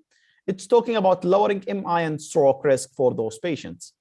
So if we look for LDL, LDL is one of the most important risk factor in cardiovascular disease. And when we look at our patients, despite those patients having statin, we're still having cardiovascular event for those patients. The problem is maybe they are not controlled or we're not reaching the target. This medication, the PCSK9 inhibitor and Repatha, can reducing the LDL level not previously achieved by the statins. So in this study, one of the famous study, they tried to screen the patient, those patients from 40 to 85, and they having MI, stroke, peripheral artery disease, and they having risk factors, 1 major or 2 minors, and their LDL is not controlled, so their LDL more than 70. And they randomized them in 2 groups, one group in Repatha and another group in placebo. And the population in this study is very huge population, about 27,000 patients in 1,200 sites in 49 countries. It's double-blind studies and the placebo control, the standard of care background therapy. So when they look at the baseline therapy, baseline characteristic group for both patients, those in Repatha and placebo, they are almost the same with no clinical significance regarding MI and stroke, hypertension, diabetes, and smoking. And we look also, and they look in this study at another factor, those patients in statins, either low or moderate or high intensity statin, those in ezetimibe, those in aspirin or beta blocker and ACE inhibitors, and they tried to see the median of LDL, total cholesterol, HDL, triglyceride, and they found they are almost the same both group. So when they look at this study, they found when they start them in PCSK9 inhibitor Repatha, after 4 weeks, there is very dramatically dropped in LDL, about 56% mean reductions. And this reduction continued to be there for about 4 to 6 years. So 42% of those patients in Repatha group achieving that LDL less than 25 milligram per deciliters. And when we look for the secondary endpoint, we found there is relative risk reduction in MI about 27%, and there is relative risk reduction about 21% in risk of stroke. When we try to compare those patients, when we put them for 12 months for first year, they will be different. That when we extend the study about 3 years, they found when you extend the studies, the relative risk reduction is increasing rather than to be decreased. In first year, about 16%. And when they increase the study about 3 years, they found it's decreasing about 25%. So when we extend the studies, the risk of MI and stroke about 35% relative risk reduction in MI, and in stroke about 24%. So the benefit for diabetic patient, if we look for our patient, for example, this case is not controlled and his LDL is very high. So when we talk to Naif about this medication and these options, you are already in statin and you are not controlled. So what about to give another option to decrease for you the cholesterol? So if you look at the diabetes by itself, it will increase risk of cardiovascular event. Independent of risk of cardiovascular morbidity or mortality, having diabetes by itself, it will increase risk of cardiovascular disease. So when we give this Repatha for those patients with diabetes and those patients without diabetes, the mean reduction for diabetic patient about 57% in the mean reduction, and in those patients without diabetes about 60%. So there is a huge reduction in diabetes patient and non-diabetes patients. And when we look at the primary endpoint for those with diabetes and those without diabetes, we found there is clear reductions and clear benefits in those patients with diabetes baseline and with those patients without diabetes. So when we look for cardiovascular risk reductions, we found that the cardiovascular risk reduction, when we lower LDL, all the randomized control trial talking about lower LDL is better for our patients. So I know there is a lot of people, they will ask about serious side effects. What about safety of this medication? This trial actually, it's enrolled in 27,000 patients, and they look at all serious side effects, and they look for injection site reactions, allergy reaction, rhabdomyolysis, cataract, and the new onset of diabetes and neurocognitive dysfunctionings. And they look for liver enzymes, CK, and antibodies, and they found that it's almost same like placebo without clinically significant. And they dig more in about cognitive dysfunctioning, cognitive impairment. When the LDL coming very low, they found it very safe and there is not affecting the cognitive functioning of those patients. Regarding serious side effect or adverse event, when LDL is very low, it's not serious for our patients, and they found it's like placebo without clinically significant. And they look all the side effects, and they look for all other causes, and they found it almost the same with placebo with no clinical significant. They look for diabetes, cancer, cataract, and all other causes. Again, they look for liver enzyme, AST and ALT, and their increasement when the LDL is very low, and they look for CK increasement and non-cardiovascular death. And in stroke, they found it almost the same with placebo without clinically significant. There is one question always we ask about it. What about new onset of diabetes? When we give this patient this kind of medication, they found those patients without diabetes, their hemoglobin A1C is not affected. And they look for those patients with pre-diabetes or diabetes, their hemoglobin A1C is not affected. So when they give PCSK9 inhibitors, the hemoglobin A1C is not affected. It's not like statin-inducing hyperglycemia. They found it's very safe regarding the diabetic patient without clinically significant. If we're talking about the guidelines, as you know, the most of the guidelines is change after these results. So if we look at the ACE guidelines in 2020, they said, if your patient having extremely risk, you should decrease LDL less than 55. If your patient is very high risk, you should decrease it less than 70s. If your patient is high risk, you should decrease it less than 100. So if you have diabetes patient by itself, this is high risk, so it should be less than 100.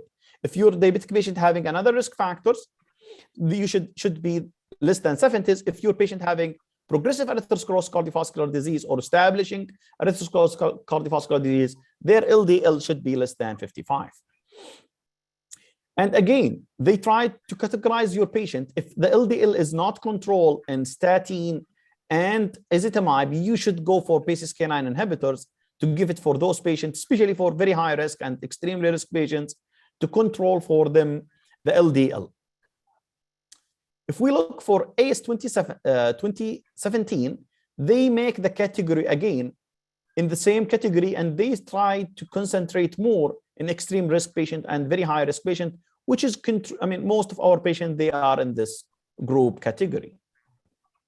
So they mention in class A, 1A evidence, PCSK9 inhibitor should be used with statin for LDL lowering in FH patient, familial hypercholesterolemia patient, and should be considered in patient with cardiovascular disease who's unable to reduce LDL goal with maximum tolerated statin therapy. And they said should not be used as a monotherapy except in statin intolerance individual. So if we look for another benefits, extend to peripheral artery disease patients, they found those they having peripheral artery disease decrease in relative risk reduction very significantly, and there is very improvement in this kind of medication after using this medications.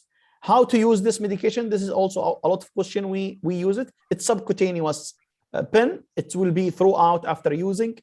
It's free refill pen. It's single use. It's using only one time. Then after that, it will not be used. Can be used in subcutaneous tissue, upper limb, and abdomen, and in thigh. So if we try to summarize what we said here, so the Repatha achieving intensive, predictable LDL reduction for high-risk cardiovascular disease. It's reducing LDL up to 75%.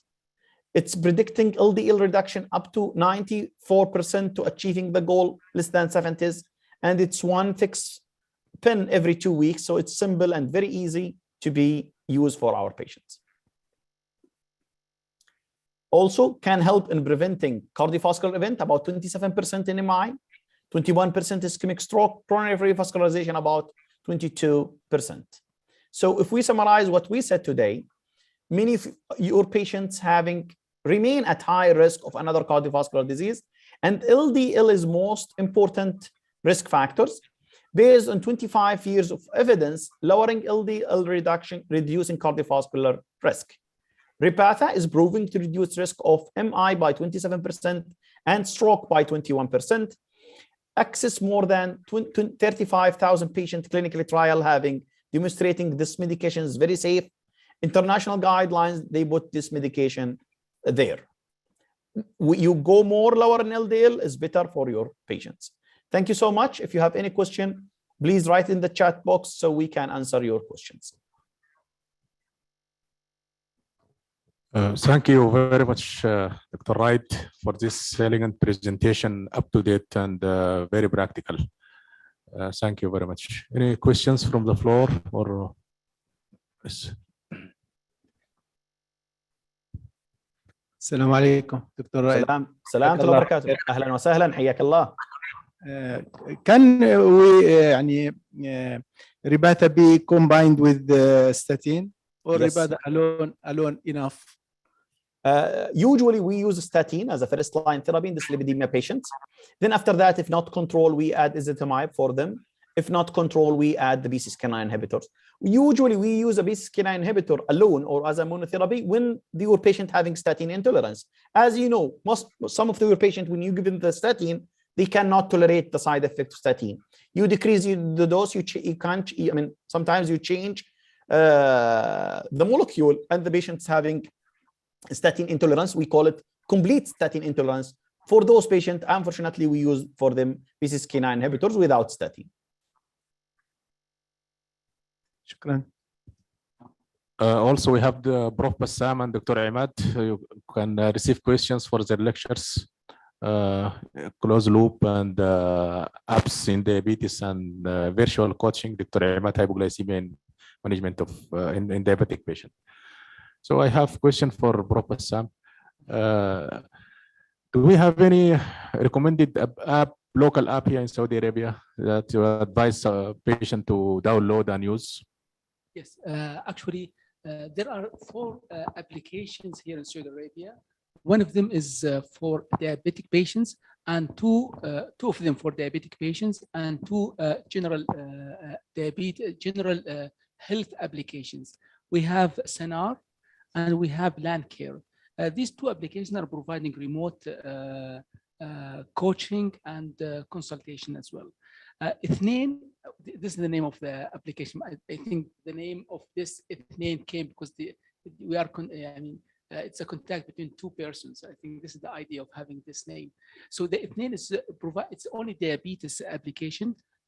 The good thing about this applications is providing remote medical consultation, but also psychosocial support, especially for newly diagnosed diabetic children. Especially newly diagnosed diabetic children. You know, it's a stress and it's a shock for the family if they have a child with diabetes. So those who are working for this application, they're providing such support, plus dietary support as well. So it names diabetes course. We have also, I forget, Kara's platform. The good thing about this application also providing support and motivation for children with diabetes, and they are giving rewards, for example, in the form of sensors or something like this for those who are achieving the target, and they are pushing the children to compete with each other to be in the target. So yeah, we have 2 diabetes applications and 2 general applications so far. Thank you very much. Any further question? Assalamu alaikum. I am Dr. Abdul Karim, a family physician, primary health care. My question to Dr. Imad Prema regarding to hyperglycemia. We know hyperglycemia most common in the elderly patient with the cognitive impairment and patients with dementia. So we use basal insulin analog to reduce the frequency of the hyperglycemia. So my question, any difference, pharmacological difference between third generation or first generation of glargine 100, glargine 300, digludec, or even recent Trulicity to reduce the frequency of attack of hyperglycemia? Thank you. Thank you very much, Doctor, for really, this is a very important question. Well, we know elderly patients are very vulnerable, and old age and frailty by itself, as we've seen from the ADA risk factors table, is a risk factor for severe hypoglycemia that need to be considered. Also, any cognitive decline or dementia will increase the risk of severe hypoglycemia through basically taking wrong doses of insulin or medications or not eating. So they are very vulnerable group, and we need to basically address them very differently by first increasing the target A1C for this group to be higher than the younger patients. Like, say, I would accept an A1C of 8% for someone who's 75 or 80 years old with comorbidities and cognitive decline. Your question about the insulin analogs or third generation, it has been shown basically, well, we know from the previous evidence, the insulin analogs such as glargine 100 and detamir, they were better than NPH and regular insulins in terms of hypoglycemia risk. But we know that the newer ultra long acting insulin analogs, these are the one that you mentioned, digludec, which is 100, the 100 and the 200, and also the glargine 300, which is, the digludec 100 is Tresiba, and the glargine 300 is Toujeo. So these have been shown to be ultra long acting and have flat profile when it comes to reducing blood glucose.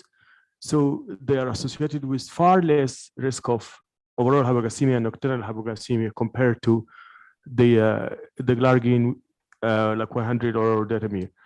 So definitely, I would consider, as I said, a higher.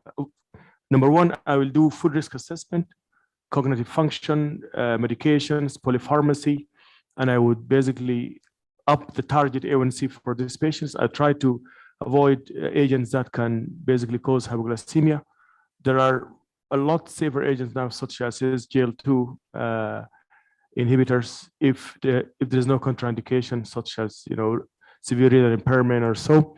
So these would be options. Of course, if you are to use insulin, then yeah, definitely they have a superiority in terms of hypoglycemia compared to the second generation insulin analogs. Trulicity is a GLP-1 receptor agonist that's being given weekly. It's called dulaglutide, and it works through a different mechanism. So it's not insulin. It works through a different mechanism by stimulating beta cells to secrete insulin and inhibiting the glucagon, and basically it induces weight loss and satiety. And the good news about all GLP-1 class, they are associated with less risk of hypoglycemia compared to insulin, because once the glucose is normal, they stop working on further reducing the glucose, but they keep working on appetite, gastric emptying, and to suppress the glucose output from the liver. I hope that answers your question. Thank you. There is an online question for Dr. Raid Al-Dahash. Is there any limit to a lower LDL level? There is no limit to a lower LDL level. As I show you in the guidelines, they said lowest is best. So when you make the LDL is less, this is better for our patients. So I have a question also for Dr. Wright. Yeah, is there any contraindication or precaution in combining two monoclonal antibodies, for example, Repatha with denosumab or with rituximab or any other monoclonal antibody? We have patients with, for example, rheumatoid arthritis or osteoporosis taking this. Yeah. And yeah, we have a lot of patient osteoporosis and another monoclonal antibodies medications, and we combine them, and we didn't see any side effect or problem with them. So it's two different molecules. Every one of them, it's working differently in different sites. So we don't see any side effect when we use and combine two molecules at the same time.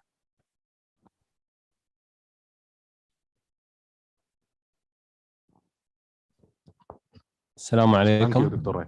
Salam alaikum. My question to Prof. Bassam. Regarding the pump used control IQ technology, I need to know how these machines or this pump differentiate in between basal and bolus release of this insulin. How you can explain for us how to release this insulin?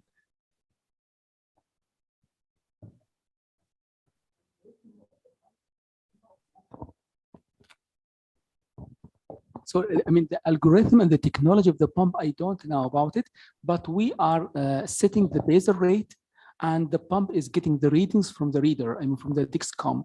So, as I told you, during the presentation, if the pump is trying to keep the readings between 112 up to 160. If it goes above 160, the basal rate by itself, by getting the readings from the reader, will go up.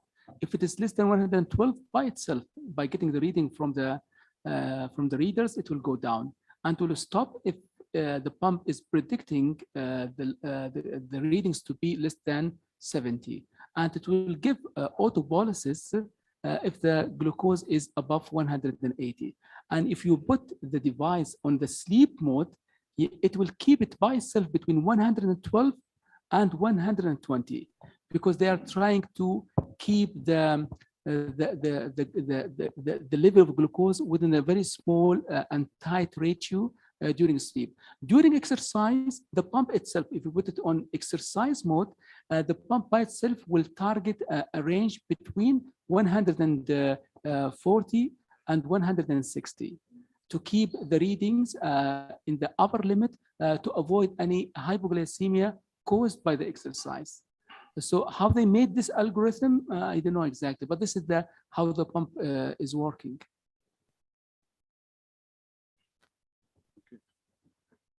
I would like to ask one question with Dr. Imad regarding your talk about hypoglycemia in diabetic patients. I'm working in pediatric department. So regarding hypoglycemia in type 1 diabetic patients, they are really afraid of giving this intramuscular injection. So is it recommended, FDA approved, that this inhalation hypoglycemia we can use in pediatric patient, especially if we can? What about the one who are having bronchial asthma? This is a really very important question. Thank you very much for asking, Ash. Actually, I had to skip through the slides which you were showing the data for this, what we call the second generation glucagon.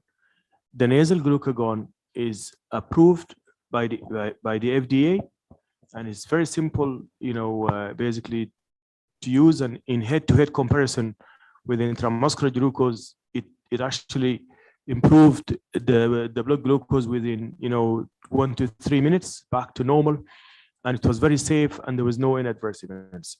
There's basically two other formations of a glucagon. One is actually called a glucagon analog, and the other one is basically another a glucagon that will come in a premix form or an auto injector. So really, this newer, the nasal is simple. The other two forms are basically, constituted as a pre-filled, just like basically an insulin pen that has insulin. You just inject and you get the dose without any reconstitution or any other efforts to do it. And it has again undergone extensive trials and has been approved basically for pediatric as well as adult use, and it's recommended by the ADA as well as the ISPAD for use. And the trials actually showed that for the intramuscular one, really funny enough, there was a study that looked at the experienced caregivers and their friends. They were given a simulation scenario where the patient has hypoglycemia, and they gave them the kit to inject it. The comparison done with the intramuscular and then with the nasal, and very interesting that only 40% of the trained caregivers were able to administer the intramuscular glucagon on time, and I think 40 or 50% did not deliver anything. When they repeated the experiment with the nasal, it was almost 90% both. The trained and the untrained were able to deliver it, and I think now it is approved. I'm not sure, Sam, if it is available in Saudi Arabia and is approved by the FDA, the nasal and the glucagon analog. But I hope that they will get approved here soon, and these definitely will be very helpful. Just a point about the hypoglycemia. The algorithm really is, if the patient is able to take oral, then we go for the 15 grams rule, 15 minutes. And then after the glucose rise to a safe level, then you give a complex, starch meal, and then, to feed the patient. If the patient has no access, is unable to take orally, then you have two options. Either the patient has an IV line, and this usually be in a hospital scenario, then you can give D50 or even D20 can work actually to safely to correct the hypoglycemia. If the patient has no line, then the glucagon, of course, definitely will be the other way to actually use it.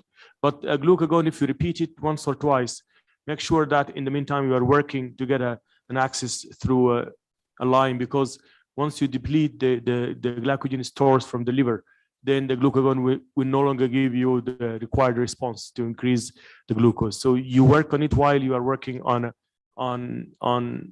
access to give dextrose by a parenteral route.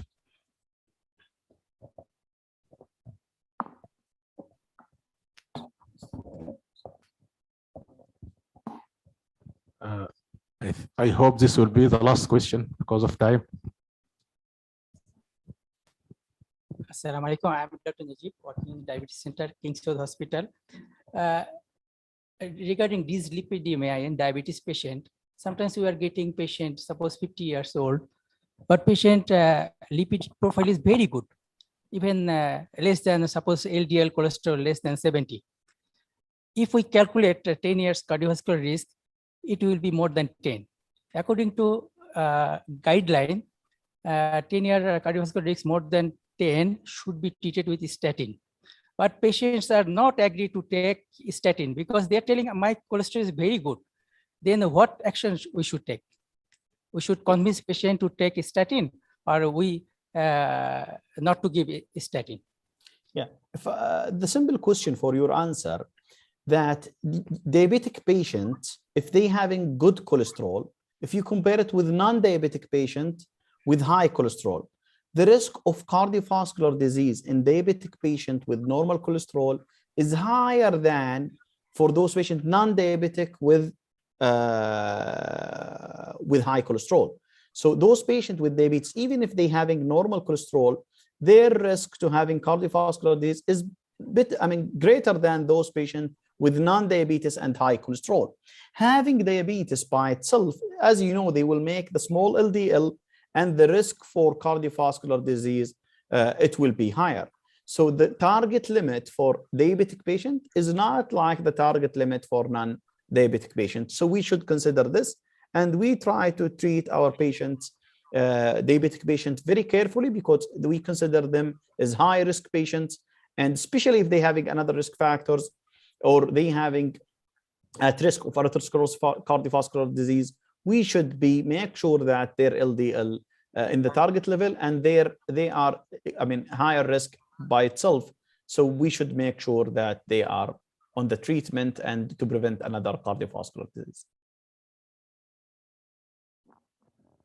Thank you very much, Dr. Wright. Thanks, Prof. Bassam. Thanks, Dr. Imad. And I would like to thank you all here, and those who, almost 900 participants, kept with us till the last moment. And I will remind you for tomorrow schedule. The program tomorrow will start at 10 a.m. And there is a minor change in the schedule for tomorrow. The lecture of neoinsulin therapy will be replaced by beta cell replacement therapy. And this will be presented by Dr. Muhammad Al-Mihdir. So, shukran, thank you all, and see you tomorrow, inshallah.